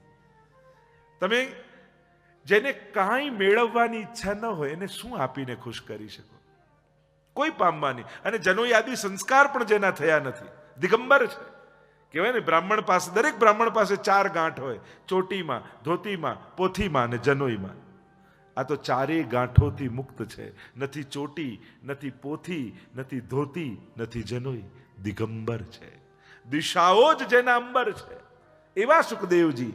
અને એમ કહે ને કે જ્યારે અપ્સરાઓ સ્નાન કરતી હતી, સુખદેવજી ગયા તો કાંઈ ફેર ન પડ્યો. વ્યાસજી આવ્યા તો બધાએ વસ્ત્રો પહેરી લીધા. વ્યાસજી નારાજ થયા, મારો 16 વર્ષનો યુવાન દીકરો ગયો તો તમને શરમ ન લાગી? મારા જેવો ઘરડો વ્યક્તિ જાય તમને સંકોચ લાગે છે, શરમ લાગે છે? અપ્સરાએ કહ્યું, ક્ષમા કરજો મહાત્મન, આપ ભલે વૃદ્ધ છો પણ આપના મનમાં એટલી ભેદ બુદ્ધિ તો છે કે આ સ્ત્રી છે ને આ પુરુષ છે, પણ આપના પુત્ર તો ઈશ્વર સિવાય બીજું કંઈ જોતા જ નથી. એને તો કણ કણમાં કેવલ કૃષ્ણના જ દર્શન થાય છે. એવા સર્વભૂત હૃદયમ મનનશીલા મુનિ, એવા મુનિ સુખદેવજીને નમન કરીએ છીએ. અને સ્વયં પિતા પુત્રને નમન કરી રહ્યા છે. એવા સુખદેવજી છે. સુખદેવજીની ગાથા અને કથા ભાગવતમાં બહુ દિવ્ય છે. ઘણા એવા છે કે જેના પર કાળ પ્રભાવ કરતો જ નથી. અને એવા 2 પ્રધાન વ્યક્તિઓ છે. એક છે સનત કુમારો, સનક સનંદન સનત કુમાર, અને બીજા છે સુખદેવજી. તમે જોવા જાઓ, સતત ભગવદ નામ લે છે ને એટલે એમના ઉપર આયુ અને કાળ પ્રભાવ નથી કરતો, એનાથી મુક્ત છે. એવા સુખદેવજીને વંદન કર્યા. ત્યાંથી લઈ ગયા નૈમિષારણ્યમાં અને 88,000 ઋષિઓ નૈમિષારણ્યમાં ભેગા થયા છે. સત્રમ સ્વર્ગાય લોકાય, 1000 વર્ષ સુધી ચાલે એવો યજ્ઞ આદરીને બેઠા છે. સુવર્ગાય, મહાપ્રભુએ તો અર્થ કર્યો ભગવત પ્રાપ્તિ માટે, તો સ્વર્ગ માટે. બ્રહ્માજીને પૂછ્યું કે ક્યાં જઈને યજ્ઞ કરીએ. મનોમય ચક્ર છોડ્યું અને જ્યાં મન સ્થિર થાય એને જ કહેવાય નૈમિષારણ્ય. એ ધરીનો ભાગ સુદર્શનજીનો, એ મનોમય ચક્રનો, એને નૈમિષારણ્ય ક્ષેત્ર છે. 88,000 ઋષિઓ ત્યાં યજ્ઞ કરી રહ્યા છે. યજ્ઞના મધ્ય ભાગમાં થોડો સમય બચે છે એટલે સૂતજીને બોલાવ્યા છે અને સૂતજીને ઉપર આસન પર બિરાજમાન કર્યા. થયું કે કોઈ લૌકિક ચર્ચા થાય એના કરતા ભગવત ચર્ચા થાય તો સારું. એટલે સત્કર્મ કરતા કરતા પણ ભક્તિ કરવી જરૂરી છે. તમે ગમે તેટલી સમાજ સેવા કરો, બહુ સારી વાત છે, પણ રોજ પ્રભુને દંડવત કરીને જાઓ. બને તો એક માળા ફેરવો, જેથી પુણ્ય કરવાનો પણ ભાર ન રહે, સત્કર્મ કરવાનું પણ બંધન ન રહે. કારણ કે આપણે ત્યાં પુણ્યને પણ બંધન કહ્યું છે. સત્કર્મ કર્યા પછી એનું ફળ નિત્ય ઠાકોરજીને સમર્પિત કરો. એવો ભાવ રાખો કે આ બધું ઠાકોરજી મને પ્રેરે છે અને પ્રભુના ચરણોમાં હું સમર્પિત કરી રહ્યો છું. અહીંયા સૂતજીને બોલાવ્યા છે, વંદન કર્યા છે અને વંદન કરતા સૌનકજીએ કહ્યું કે આજની કથાના વિરામનો સમય થઈ ગયો છે. 6:30 થવા આવ્યા છે. આજે શોભાયાત્રા કરતા કરતા આનંદ કરતા અને રાતના 9 વાગે પુનઃ આપણે આનંદ કરવાનો છે.